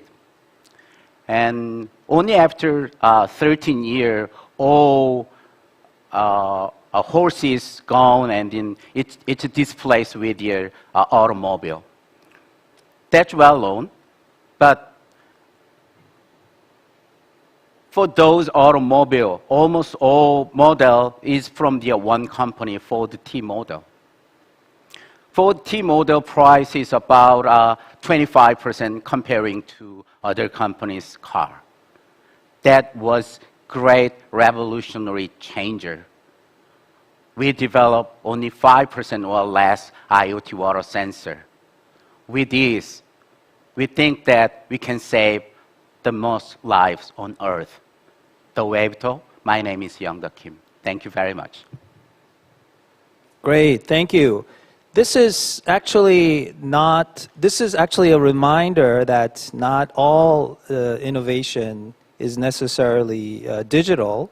And again, this is a great example of how innovation could be applied to solve critical problems in developing countries. In my travel, I've also lived in various continents. Water quality is and can be an important issue. So this is, I think, a very timely and good solution. So now we're going to ask the panel members to react, pose some questions. Let's divide the questions by the two startups. Let's start with D-Tonic first. And I'm going to now ask Hyunju, who is sitting next to me, to pose her question and comments. Hyunju, please. Yes. Hello, everyone. My question is basically regarding the difference between the emerging market conditions and the developed market conditions. And if we move to the emerging markets, data infrastructure will be quite different from that in the developed market. And I'm wondering what's your plan to tackle this challenge in terms of infrastructure quality.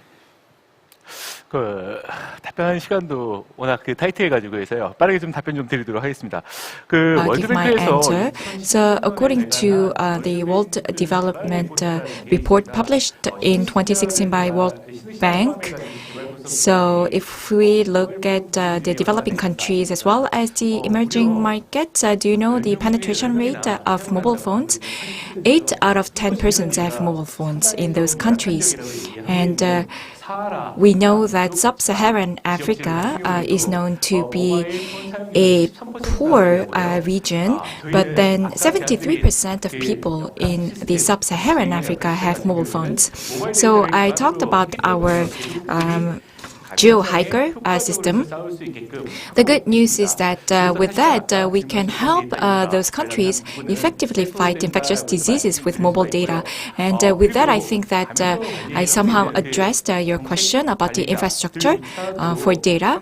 And even if we look at Korea, Korean officials who manage infectious diseases in Korea use a cloud service so that if you have the internet available, then you can use it anytime, anywhere. That would be all for me. Just a short comment. We do have a digital divide. We've seen a difference in the access to internet across countries, especially between advanced and developing countries. So it is something that we need to be aware of when thinking about digital solutions.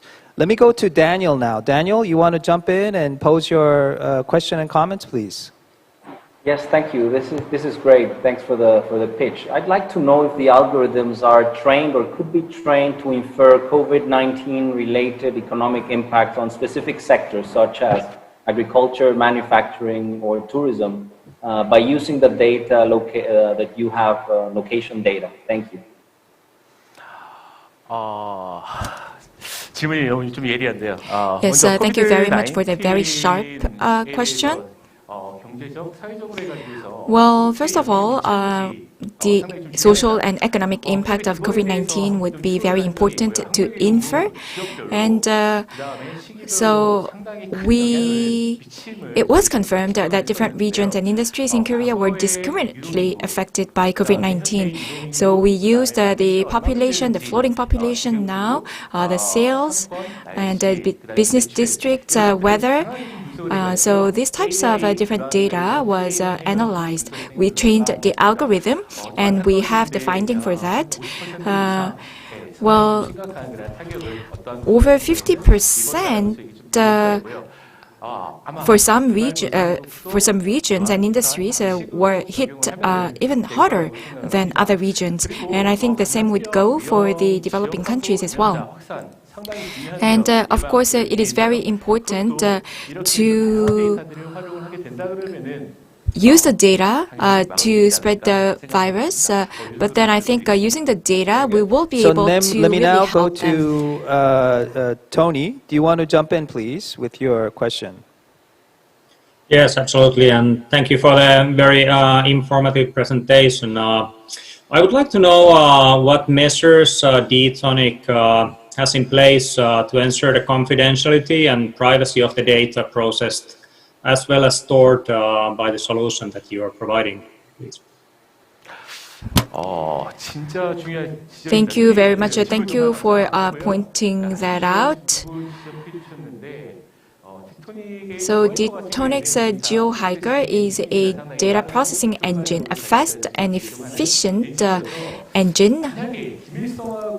So when it comes to ensuring confidentiality and privacy, it can be easily integrated with the third-party solutions. It was designed that way. And we are actually using that under the COVID-19 pandemic. The help of the World Bank, we want to use an AI-based infectious disease epidemiology system that we want to apply in developing countries. And important information, of course, will be encrypted, and sensitive information will be de-identified so that individuals cannot be identified. And we do provide such solutions even now. I believe we can apply that in developing countries. Let us tell you more about what's happening in Korea. So let's say you have this public official and they do not have unfettered access to the personal information. Only the high-level officials dedicated to that work can access the identifiable information that we cannot access. So I think that kind of entertains your question. Cybersecurity, of course, are critical issues when you're thinking about using data and creating data platforms. So now let me go to Charles from Singapore. Please pose your questions and any feedback or comments for D-Tonic, please. Sure, thank you very much. What I'd like to understand a bit more is about the go-to-market strategy as you look at entering new markets. Can you elaborate on the process that you'll be looking at and what type of companies would become the ideal go-to-market partners to help you enter those new markets?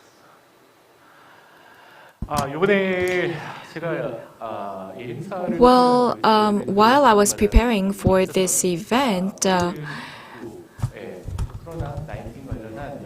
I actually studied many COVID-19 systems, and what we want to provide is a COVID-19 epidemiological system.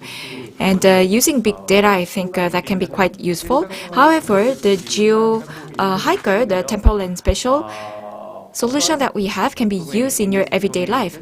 So it can be applied to all different sectors. But then how are we going to access it? Well, that was a question that we looked into in our company. So of course, we want to apply our engine, and the same goes for the epidemiology system. What we want to do, we can integrate it with a third party, a local third party, to provide the solution. And we want to provide an intelligent epidemiology system in the developing countries. And we are constantly looking for a partner that we can create synergy with to develop a business together. We want to create a better world together. And well, you actually talked about big data. Well, can you please use our engine in your solution? Thank you very much for that. Let me also say, I think an ideal partner for entering developing countries is, one of them at least, is the World Bank, no? That's why we're here today, right? Okay, let me now move on to Wave Talk. Similarly, we've got 4 questions. Let me start with Tony. Can you share your questions and comments, please, for Wave Talk? Yes, absolutely. Thanks so much again for the presentation. Basically, I'd like to know if your systems and solutions are able to share the data that you're collecting with water supplier companies, and basically to be able to, for the companies to have real-time information of the water quality. That would then, help to map the water quality in different neighborhoods, or even, control factory water conditions. Yeah, thank you for your question, Tony. Sensing is one thing, and collecting data is the final goal of this sensor system. So basically, every product from the Wave Talk, basically it's designed to collect the data.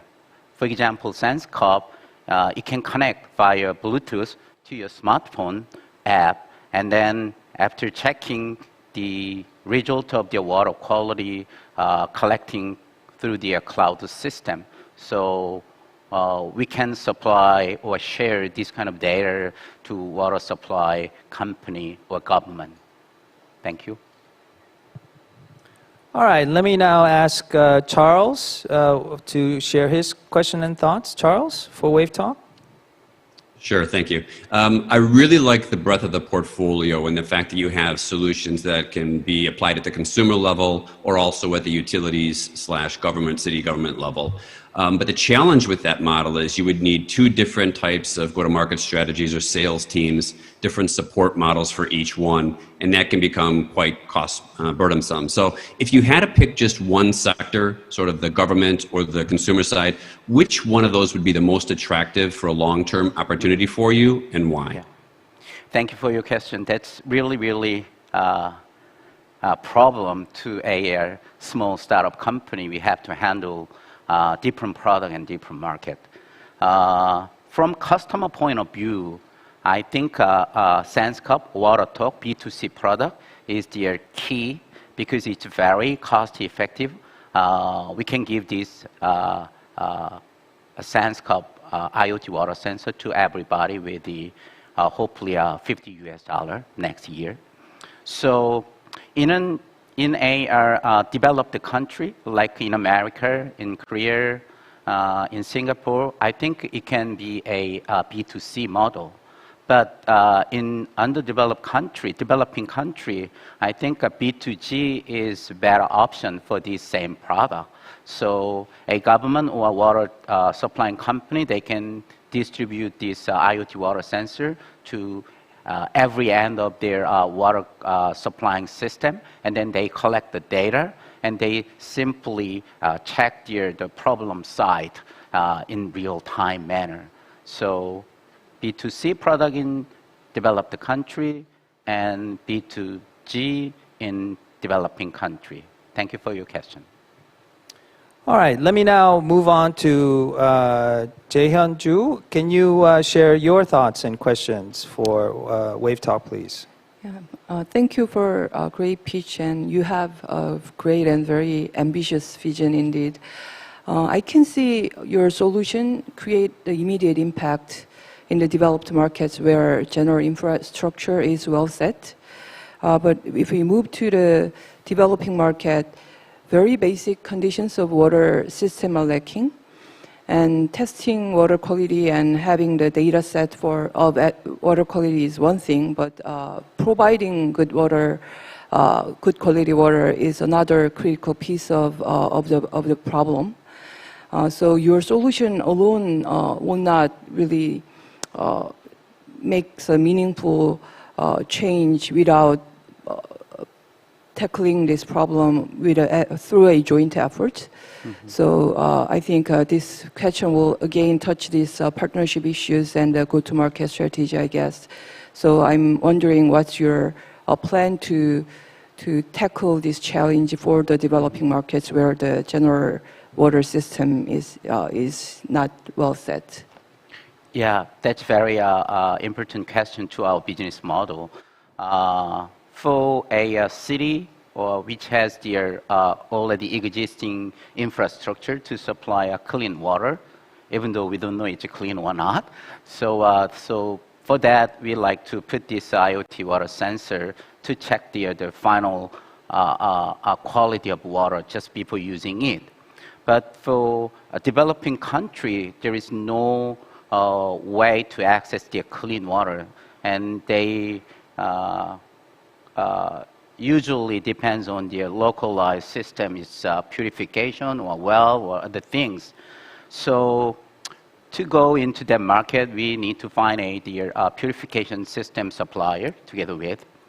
And that's what we are preparing for next year. And also, even though there is some existing localized independent water purification system, to managing and it's very difficult. So if we provide this tiny IoT water sensor to them, they can check their water quality from their existing independent water purifier system. Yeah. So yeah, basically to go into the rural side without a purification system, we need to setting up kind of a joint venture with the water purification technology company. Thank you. Okay, and now we've come to the last question for Wave Talk. Daniel, do you have a question for Wave Talk? Thank you. Yeah, this is very exciting and certainly promising. So I'd like to know if could the data collected through the system be leveraged not only to monitor and track particles in water, but also be applied to agricultural fields and monitor combinations of environmental parameters such as temperature, humidity, soil, and water? Thank you. Thank you very much. Yeah. At this moment, we are checking turbidity, the total amount of impurity in the water. That's the basic, very important feature. After that, we like to add some more functions such as you mentioned, temperature and pH, other things, to check the water quality in more precise manner. So that those sensors are actually existing in this market right now. So we have planned to put the more feature into our system. But for the water soil, I don't have a great understanding on that, so we need to specify what they want to check. And then I can tell if we can do it or not. Thank you very much for your question. Great, thank you. Now let's now switch over to the second set of startups. The panel again will pose their questions and share their thoughts, provide some feedbacks. Let me start with Gayatri. Would you like to pose your question to Nthing, please? Yes, thank you, Hong. Just a second. So thank you. This was really exciting to hear all these pitches. So I would like to ask you about two aspects of security related to your proposed solution, nutritional and biosecurity. So on nutritional security, I'd like to know more about which food groups you can produce with your approach. How much of a human nutrient requirement are you producing in the system?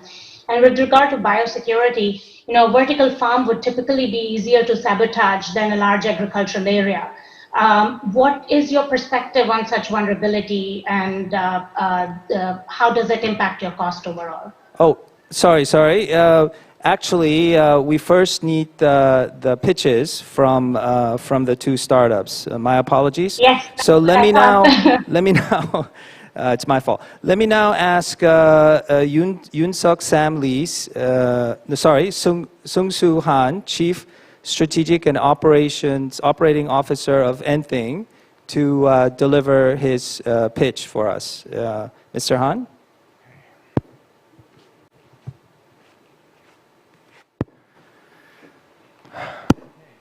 Hello, everyone. I'm Chief.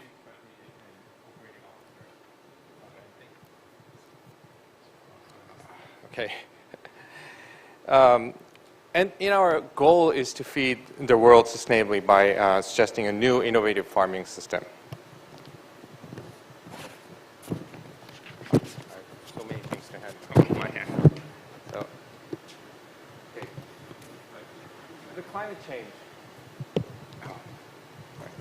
The climate change and food safety and the COVID-19.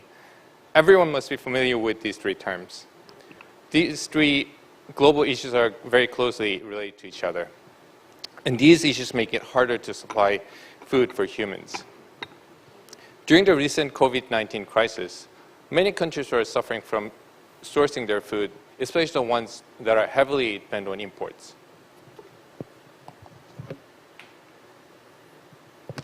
So in this context, it's undeniable that our priority should be creating a sustainable food future for humans.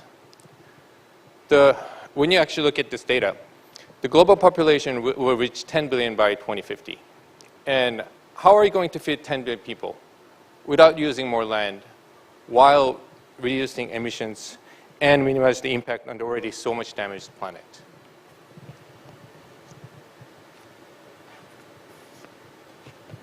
The conventional farming method is highly affected by the uncertainty of the weather. And so we wanted to avoid the uncertainty of traditional farming. So we wanted to come up with more stable, more sustainable, and safer farming method. So we combined agriculture and IoT to enable farming with a perfectly controlled environment.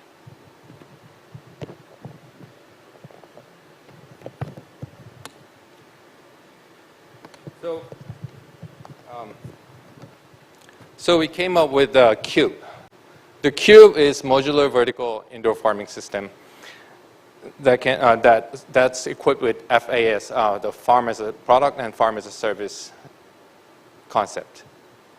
Farm as a product allows every farm to be standardized and modularized, allowing to set up a mass product system with replicability and scalability.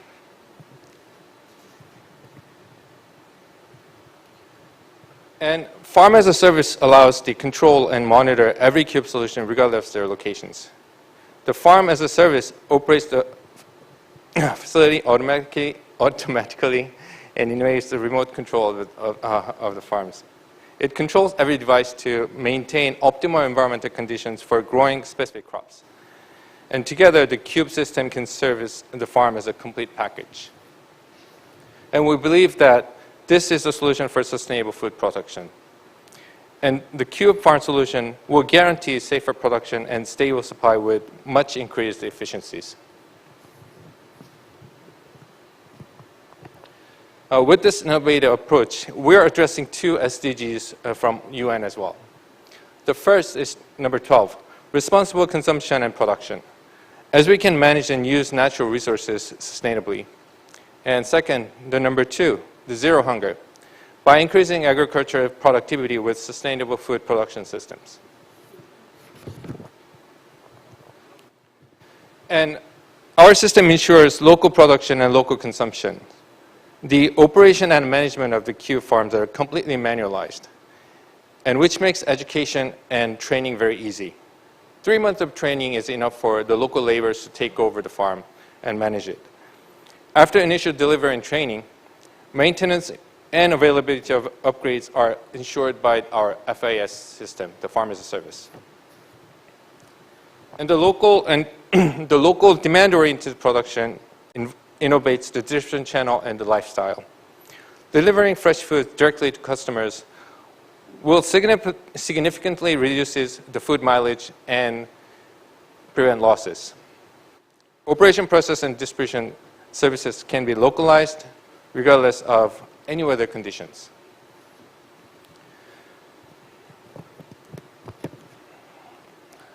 Sorry. So currently, our farms are operating in Seoul and Abu Dhabi, and by the mid next year, we'll be expanding both sites for better capacity. Now, we can enter any country with localized operation system. First, we have to find a partner in local region, and then we set up a POC. With the POC, we conduct a local cultivation test and select the optimal crop for a specific market. And after that, with successful result, we can expand the farm and start distributing the products to the local market. So, recently, the UAE Minister of State for Food Security visited our site in Abu Dhabi.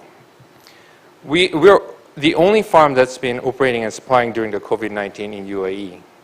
And we received attention for contributing to the local industry. Most of the materials are used for production can be locally sourced, and we can create a new industry for supplies for the farm operations.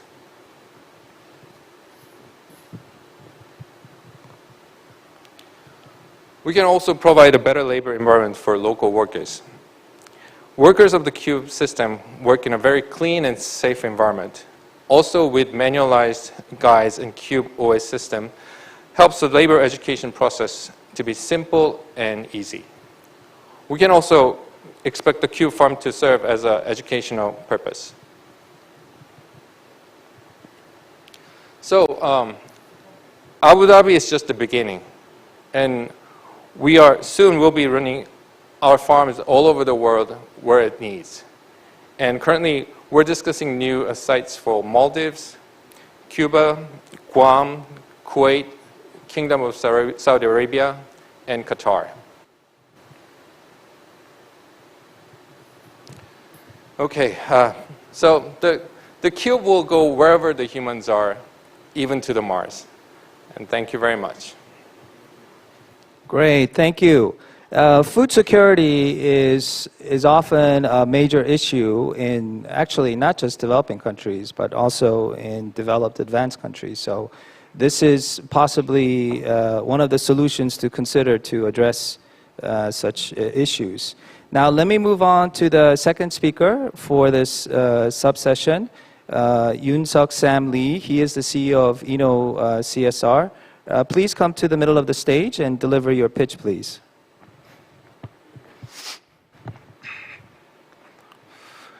Thank you.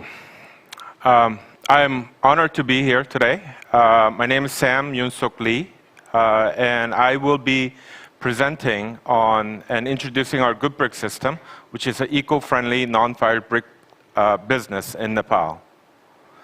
CSR helps proven green technologies to go into developing countries to do good and do well. Good Brick system, which I'll be presenting today, is CSR's first and main impact technology business. Here's a little animation for you to further understand our system. Brick kilns have been one of the main causes of air pollution in many of the South Asian countries. Not only air pollution, but it has been causing many social and health issues, such as respiratory disease for local people and human rights violations on workers on the brick kiln sites. Introducing Good Bricks System as a solution.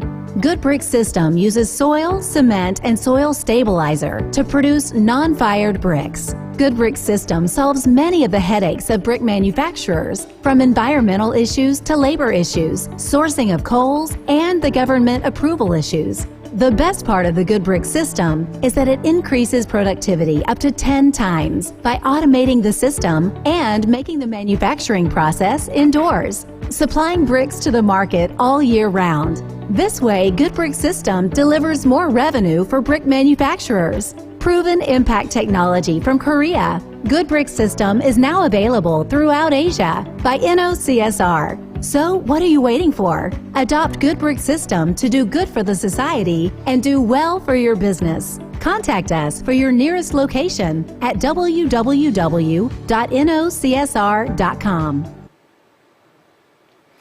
As you can see in the picture, baking bricks at brick kilns causes serious environmental problems. But not only environmental problems, it causes social issues such as child labor or gender inequality. Despite all these problems that brick kilns are causing, central governments cannot ban or stop the brick kilns to work and to burn. Because, number one, the economic growth depends on infrastructure projects and construction projects where bricks play a major role. Number two, there's a massive increase in urbanization of population. In Nepal, where we operate, 7% every year, there's an increase of 7% in urbanization population. And as you can see on the screen, that world map of brick production is actually taken from the World Bank report, which was published recently this year. But as a consequence of all these bricks burning, as you can see on the third point, Nepal constantly ranks on top 10 countries of most polluted countries in the world. So Good Brick system uses soil, cement, and soil stabilizer to create non-fired bricks. CSR is in the business of soil stabilizer, of manufacturing and distributing soil stabilizer. And we teach and educate on how to make non-fired bricks. Our system has three advantages. It delivers higher productivity, it's eco-friendly, and it's labor-friendly. As you can see on the screen, on the right is our Good Bricks, where in terms of its looks, but also the strength, the water level, and even the cost is better than the traditional fired bricks. The good brick system increases productivity significantly. It usually takes about 28 days to produce a fire bricks, but we cut it down to 5 days. And second point that we'd like to deliver on productivity is that we can be produced indoors. So 365 days during rainy seasons, during nighttime, we can produce the bricks. The third point is the initial investment into good brick system is 1/5 of building a new fire kiln. So the productivity increase is expected at minimum 3 times to maximum 10 times for existing fire brick solutions to transfer to our good brick system. And this links to the brick manufacturer's economic bottom line and their profit, so which is a very strong reason to convert. The picture that you see on the left is a traditional brick kiln. It's a typical one. And as you can see, they hire about 200 to 300 average number of illegal foreign workers. They hire illegal workers because they do not want to follow the national labor laws. And all of them, pretty much, are under extreme line of poverty. We do this with machines. Good brick system meets Nepal government's and international government's standards. We recently finished a report and testing from Nepal with Tribhuvan University's civil engineering team from the request of Nepalese government. And Nepal follows Indian standard code for construction. And we have met all the criteria and exceeds, and we're delivering excellent qualities on the bricks. For bricks, strength is the major part, and international norm is 8 megapascal, or 8 MPa. And as you can see on our screen, our bricks surpass this requirement. When we were entering Nepal, we did extensive stakeholder analysis and interviews. And Nepal brick kiln owners, when they were changing to our system, they can make more money, and they can be stopped being called human rights violators or air polluters. So they have a win. The Nepal government wins because there's less pollution, and they have more bricks supply to rebuild themselves from the earthquake. The local people who live around brick kilns don't have to suffer from respiratory sickness. Then they have a better environment, better soil, better water. The Nepal NGOs who actually devote themselves to brick kilns, there's about 100 of them, they win because their mission is getting achieved by transitioning these guys. InnoCSR also is winning because we get to transfer our technology and do well in our business as well. So it was a win-win-win-win-win situation. And that is also a very strong reason for us to partner with global banks. We are replicable and we're scalable. InnoCSR Nepal team has a manualized process on how to do this business. It took 2 years for our pilot in Nepal, but last year when we did our pilot in Myanmar, we did it in less than 6 months. In January, we're scheduled to do a pilot in Indonesia with LG. We're expecting less than 4 months. So we are replicable, we are scalable, and this is getting similar to a franchise business that we can do. Thank you very much. That concludes my presentation. Great. Thank you, Yoon-suk Samlee. There are many wins, apparently, in your proposal, but I'd like to point out the fact that it raises productivity, but also is environmentally sustainable. Those are certainly two things that the World Bank cares about deeply in our support to developing countries. So now let's go back to the panel members and ask them to provide feedback and questions. Let me go back now to Gayatri. Would you now like to share your question, please? Sure, and I'll be briefer this time because I think you heard it already. First of all, really excellent pitches and congratulations on such excellent projects. So for anything, let me ask you about nutritional and biosecurity. So nutritional security, could you tell us a little bit more about the food groups that you produce in your approach? How much of a human nutrient requirement are you able to produce in the system? And with respect to biosecurity, vertical farms could potentially be easier to sabotage than large agricultural areas. Have you given some thought about this, and does that factor into your costing as a scalable model? Thank you. Okay, thank you. First, you asked about the nutritional security. Well, right now, if the technology-wise, you can actually produce any kind of plants, but the problem is actually it's the economy. So right now, so far, we're actually just entering this market with beginning of this technology. So right now, we can only support green leaves.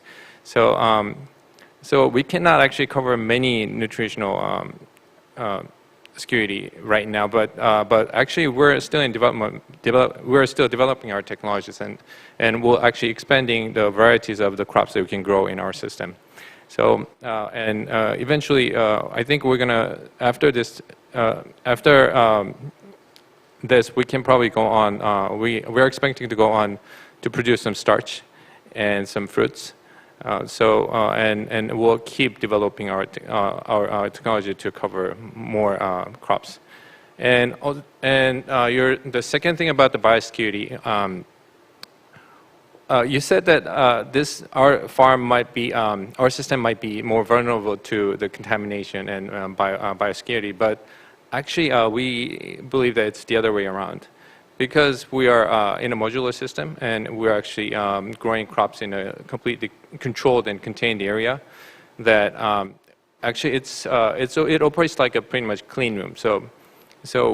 And also it's divided into sectors. So even though we actually pretty much eliminate any kind of contaminants coming into the farm, and even if it comes in, it's all compartmentalized so that it doesn't spread as easy as the conventional farms. So I guess and also you in questions you previously asked. If you can keep your answers to 2 minutes, yeah. Yeah, sure. Okay. So yeah, and then also about the water also is treated before it's used, so everything's controlled. So I think it's more secure in the biosecurity wise, and then nutritional we'll have to develop. Okay. All right, now let's move on to Charles. You also had a question for Enthing. Yes, first of all, I'd like to say, being based in Singapore, I really do understand the importance of vertical and container farming since we don't have an abundance of farmland here. And hopefully this comes in a small enough version soon where I can stick it into our parking garage and I can eat fresh Korean tomatoes and strawberries, which I miss for my trips there. But this market is getting very attractive right now, and you're seeing a lot more competitors coming in there. It seems that you're getting into the right countries, but how do you differentiate the Enthing offering from those other competitors going into the vertical or container farming? Well, as I mentioned during my presentation, the difference between our system is it actually gets differentiated by those farm as a product and farm as a service system.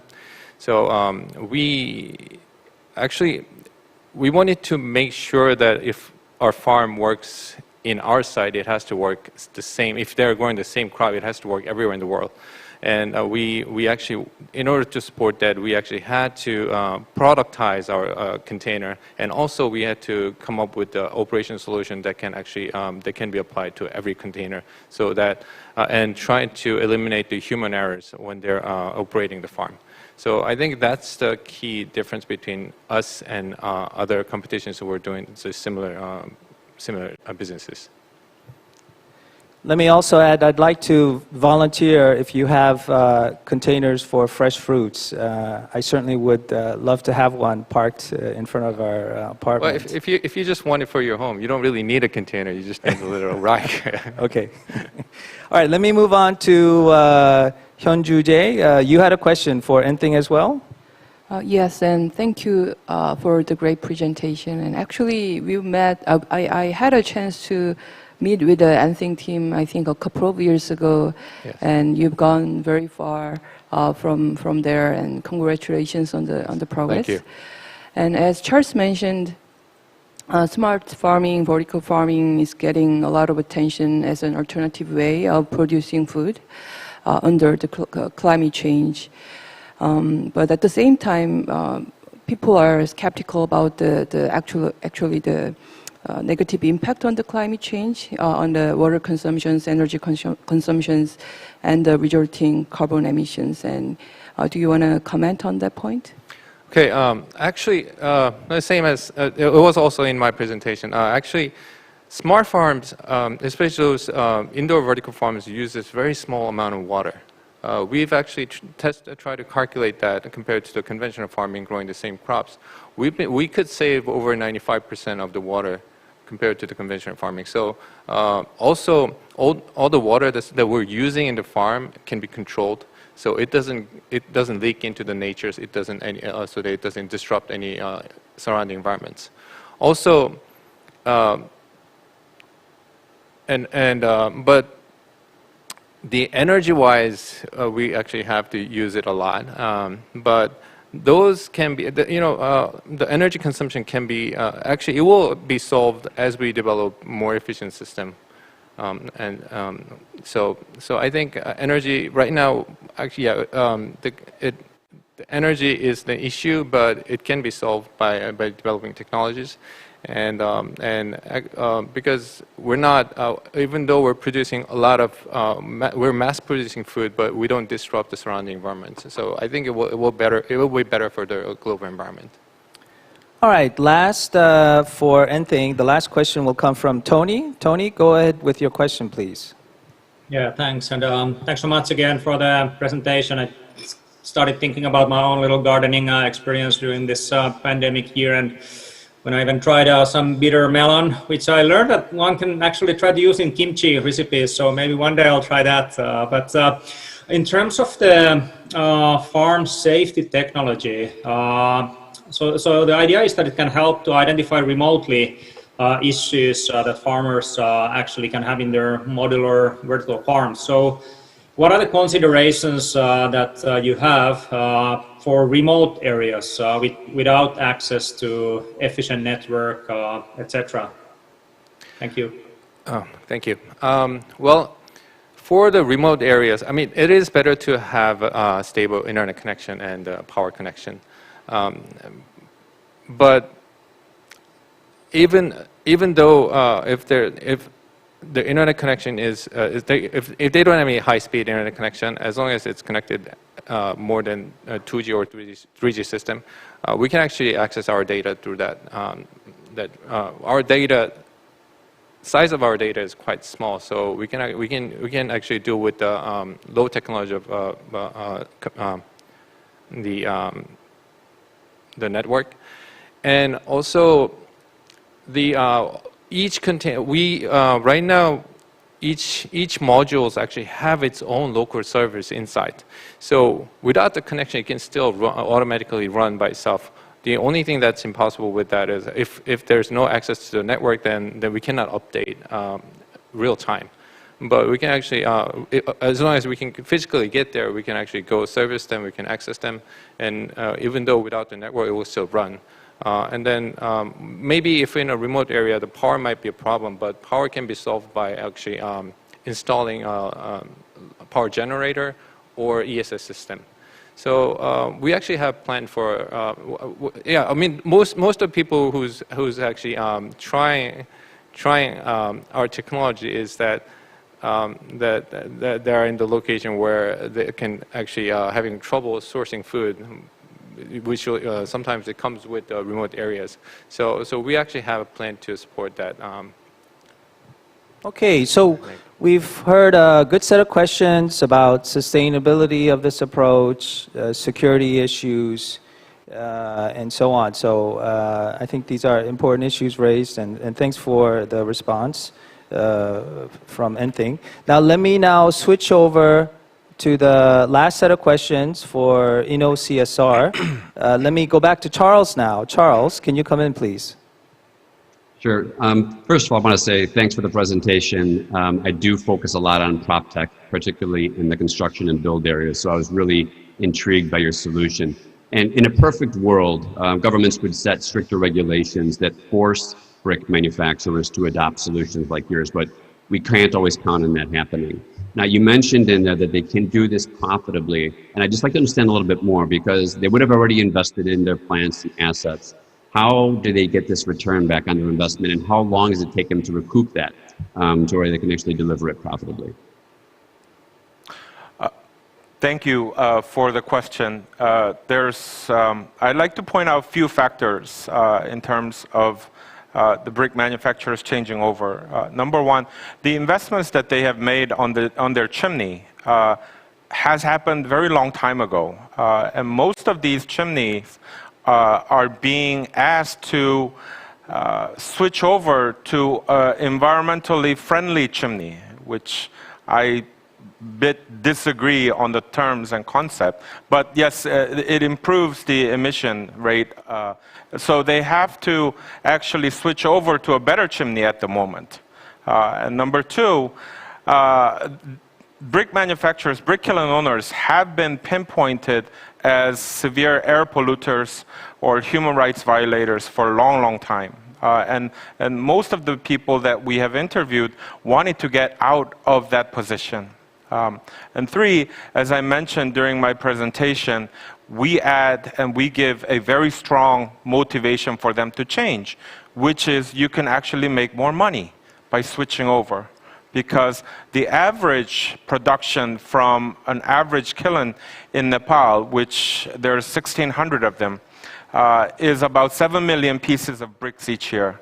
With our system, with one machine, they can go up easily more than 10 million bricks a year. If they want to double it up, triple it up, they can simply start adding machines on there.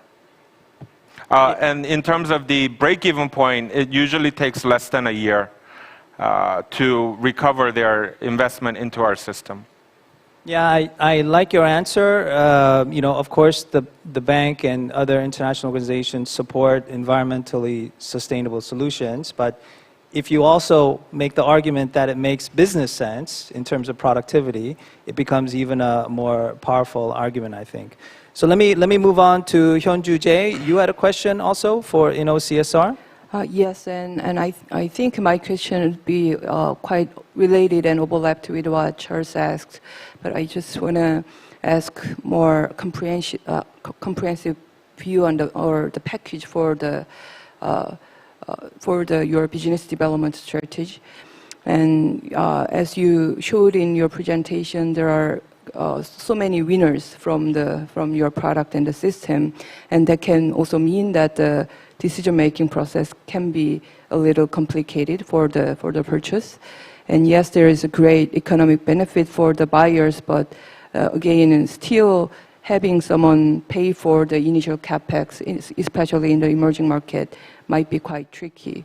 So just wanted to hear your plan for the business development strategy, including the potential financing options, services, etc. Right. Thank you. As I mentioned, we manufacture and supply our soil stabilizers to brick manufacturers. Mostly we target two groups of people. One is brick kiln owners, and the other is new entrepreneurs.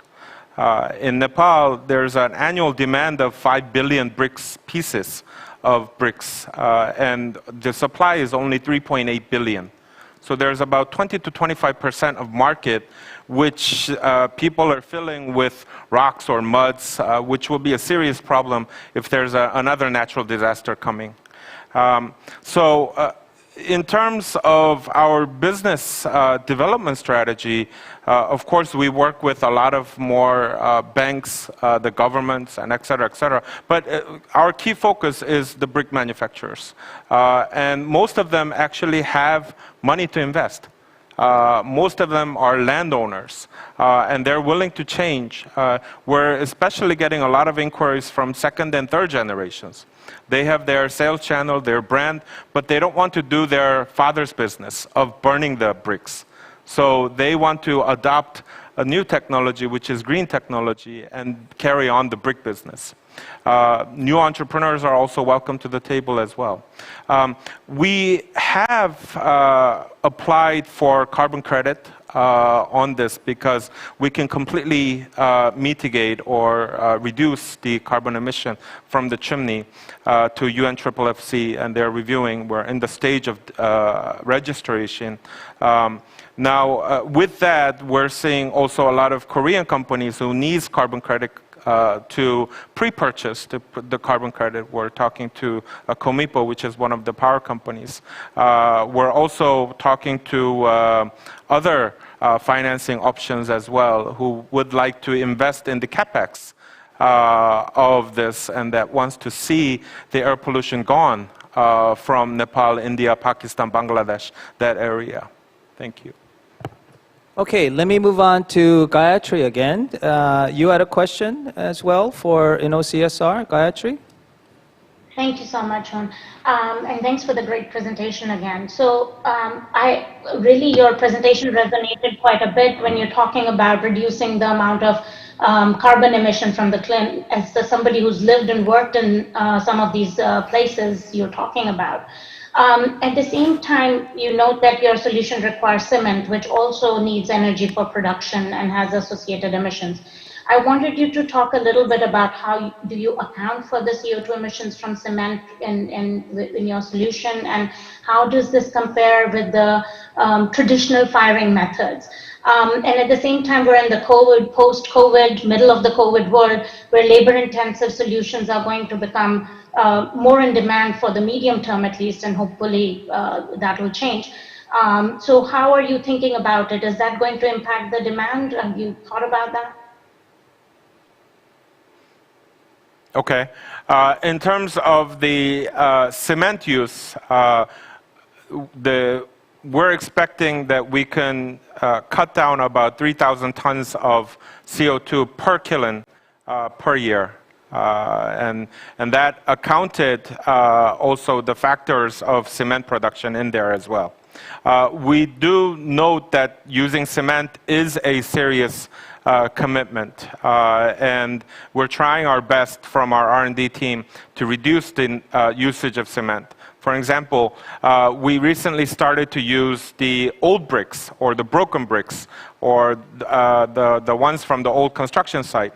You can grind them and mix it with our solution. We were able to reduce 1% of the cement usage out of whole 9.8% that we have to use. So we're continuing these kind of R&D in terms of reducing the amount of cement that we use in the practice.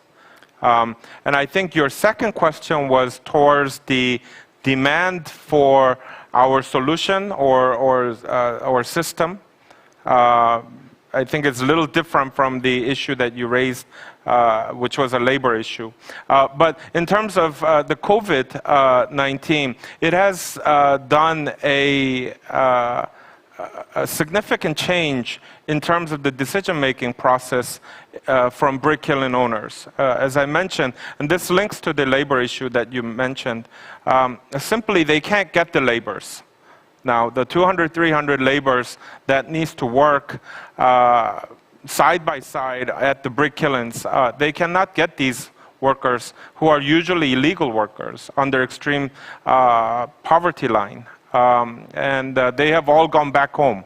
So they can't really get the laborers. So last month alone, we believe that one province in Nepal, they had to close down 85 brick kilns.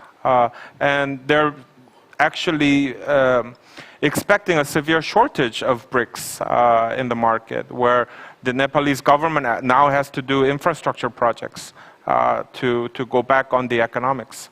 Okay. So sorry to cut you off a little bit, because I think we're running a bit behind now on time. Let me move to the last question, Tony. Can you be relatively brief with your question? Thanks.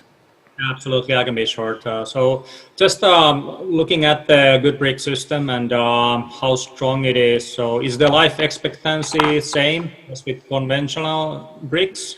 Has there been like in very inclement weather, like tests, are they also the same? I'd like to know about this, thanks. Okay, in terms of the life expectancy, it follows the cement bricks, so 50 plus years, and it's all been tested. In terms of, has it been tested under inclement weather? We need to define inclement weather, but in the desert area with desert sands, we can make bricks. We've tested that. In an extreme cold weather, when it goes under minus 20, 30 degrees, we haven't tested it. But in our areas of operation, we don't have those inclement weather, so we hope to test it later. Okay, I've been allowed 5 minutes as wrap up, but I think it's far more interesting to hear from our presenters and panel members. So let me pose one question. Not all of you can talk about this, but what is the impact of COVID-19 on your business? What sort of new opportunities or challenges do you see as a result of the pandemic? Particularly if you can talk a little bit about those opportunities and challenges in developing countries, I think we would appreciate that. So let me open up the floor to both panel members and also the startup representatives. Does anybody want to come in and share relatively briefly their thoughts on this? Let me go ahead and ask Charles. Charles, because I know you've been thinking about this a little bit. Why don't you first start off in sharing your thoughts a little bit? What I've been seeing recently is that actually it's a lot more activity. And I think at the beginning of the pandemic, a lot of companies and cities and governments really went into a what do we do now mode. But for the last, I would say, almost 6 months, people have actually been using this crisis as almost like a call to action. It's forcing people, whether it's a business or a city, to rethink the ways we operate. And what we're seeing is a lot more activity, and I actually think it's going to really be a boom for innovation and technology in 2021. Yes, there is problems. It's not that we want to go through these things, but I mean, there is the silver lining on this, whereas it's pushed forward a lot of things, especially around sustainability, and that's going to create a lot of benefits for the entrepreneurial ecosystem going forward. Okay, let me ask, I think Hyunju wants to come in from the perspective of an investor. How do you see the environment changing as a result of the pandemic? I would probably echo some of the messages actually mentioned in the previous session. I think this COVID situation is clearly putting a very serious question to the human on Earth, and a sense of urgency and the sense that we need to really take actions in a much more faster and scalable way is something. Is clearly the pressure I, as an impact investor, am getting, and I think that also will open a window for the immense opportunities for the startups and the entrepreneurs who want to tackle the important and the serious problem for the human being. And that, one of the clearly the important problems of such kind will be a climate change, and that is clearly related with all the issues we are seeing in 2020. So I hope we can see very innovative and disruptive solutions based on the technology for the climate actions. So let me finish off with some feedback or sharing of views from the startups. I'm going to first ask Yoon Suk Sam. You want to share your thoughts on the COVID-19 question, please? Yeah, sure. And then I'll go to Yongju next, who also I think wants to join the conversation. Yeah. So as I mentioned during the Q&A session, the biggest change for our industry was the labor issue. They can't hire these manual laborers or manual workers anymore. And this has they have accelerated the process to go to a machine-based production. Number two, while India and Nepal were under lockdown, in 32 years they could see Himalayas from New Delhi. So people have now seen that, oh, we can have a fresh air. So this has changed a lot in terms of people's mindset, in terms of having to live with pollution. That if we actually put more policy or better business or better technology, that we can actually solve this issue. And we'd like to live with fresh air. The third one is the entrepreneurs that actually come to us. A lot of them were going to do a tourism business or restaurants. But due to COVID, they've erased that idea. Now they're coming to us saying that governments are going to do building, they're going to do roads, they're going to do infrastructure, so we want to go into your business. So that was the big three changes. Okay, let me finish off with Youngju. You wanted to come in, please. 오늘 아침에 기사를 봤는데요. 전 세계 인구 70억 중에서 6,800만 명이나 코비드 19에 감염됐다고 합니다. 안타까운 일이죠. 무려 150만 명이나 the COVID-19 pandemic, and 1.5 million died of the pandemic. So I am fighting against this pandemic, and this was coming. I mean, it was expected, I think. So, and it can come in the future as well, this type of pandemic.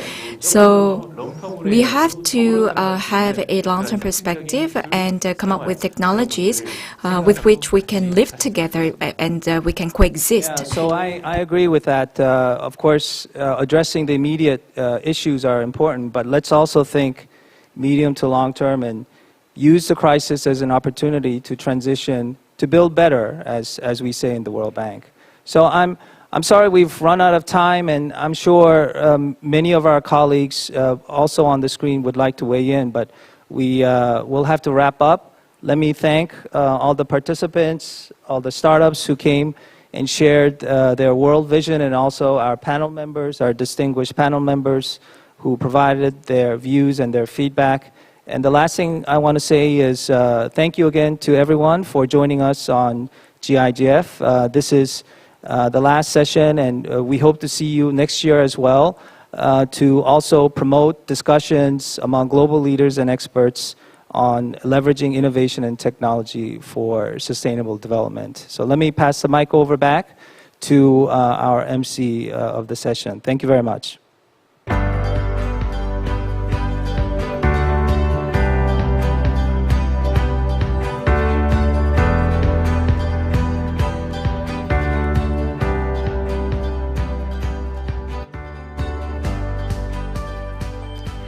And that concludes session 4.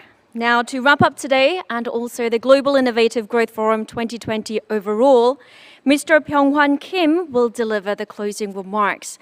Mr. Byung-Hwan Kim is the Director General for the Office of Innovative Growth at the Ministry of Economy and Finance here in the Republic of Korea. So please join me in welcoming Mr. Byung-Hwan Kim onto the stage. 친애하는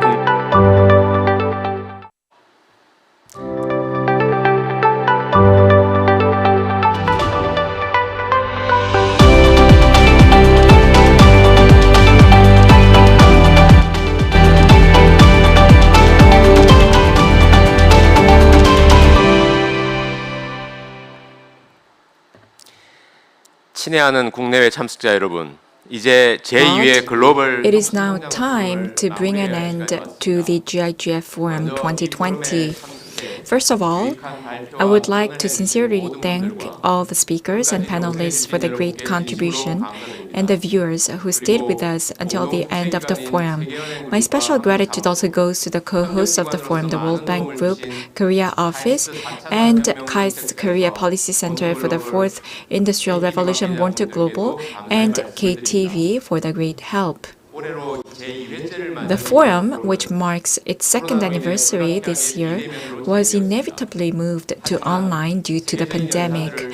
Nevertheless, it was a valuable opportunity to connect with world-class speakers via Zoom to discuss changes in the global innovation environment and strategies since the outbreak of COVID-19. And innovative activities carried out by local and global startups and the World Bank were introduced on the online exhibition hall, and Session 4 put a spotlight on how innovative technologies of startups can be applied to developing countries in connection with the World Bank's DT4D Challenge. I believe that this year's GIGF 2020 was an opportunity to evolve into a global forum on innovative growth while taking on new challenges to offer an experimental and practical platform for exchange. Over the course of 2 days, we discussed how COVID-19 is transforming the global innovation ecosystem and how to respond to the pandemic by sharing key strategies and real-world case studies at home and abroad. We have confirmed that the virus is fundamentally reshaping the global environment, including jobs and businesses. As co-chair Keith Stryer mentioned, the digital and physical worlds are converging with the acceleration of the digital transformation.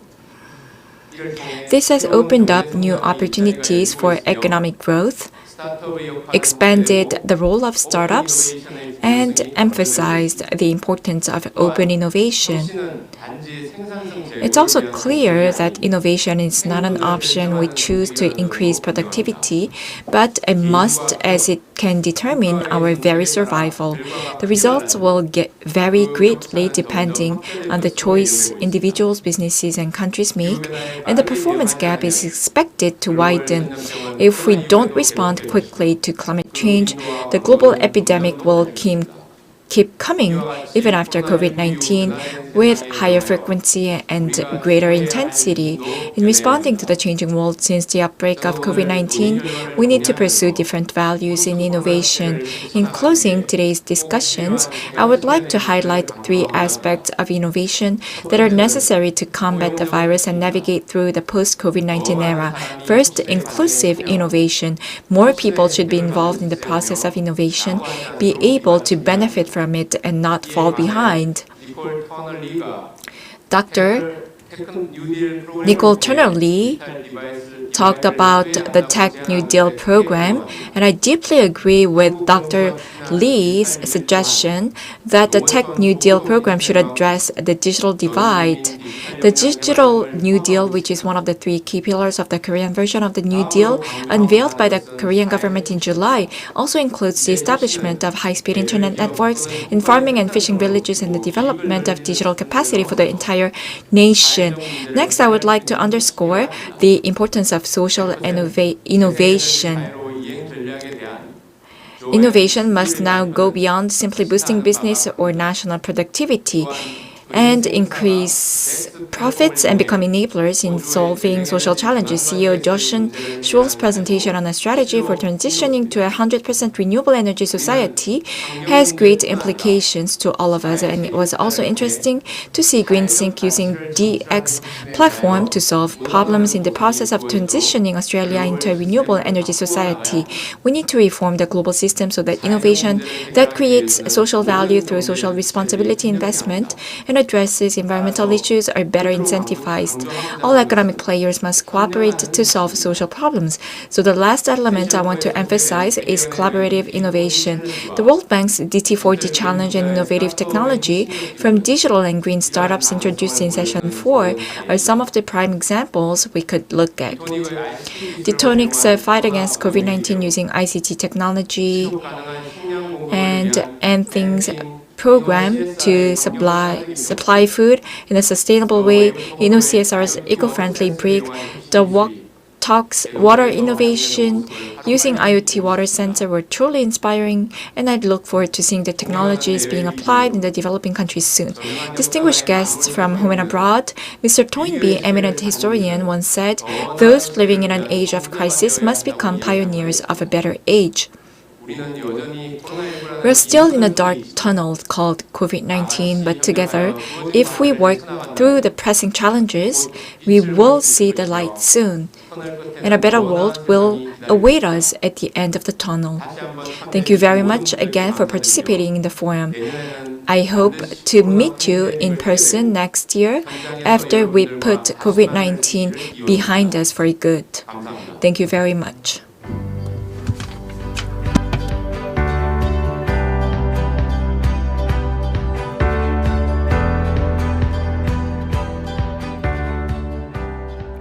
Thank you, Mr. Pyeonghwan Kim, for the closing remarks. And with that, we will wrap up the Global Innovative Growth Forum 2020. On behalf of the Republic of Korea Ministry of Economy and Finance, as well as the World Bank, I would like to once again extend my sincerest gratitude to all participants, panelists, moderators, speakers, and of course, our participants, our audiences all around the world for joining us.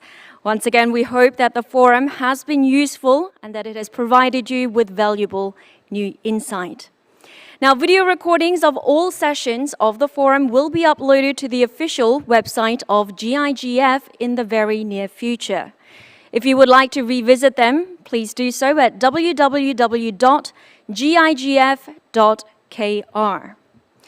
Once again, thank you everyone for participating in GIGF 2020, and we hope to see you all again next year at GIGF 2021. Once again, thank you very much, and goodbye.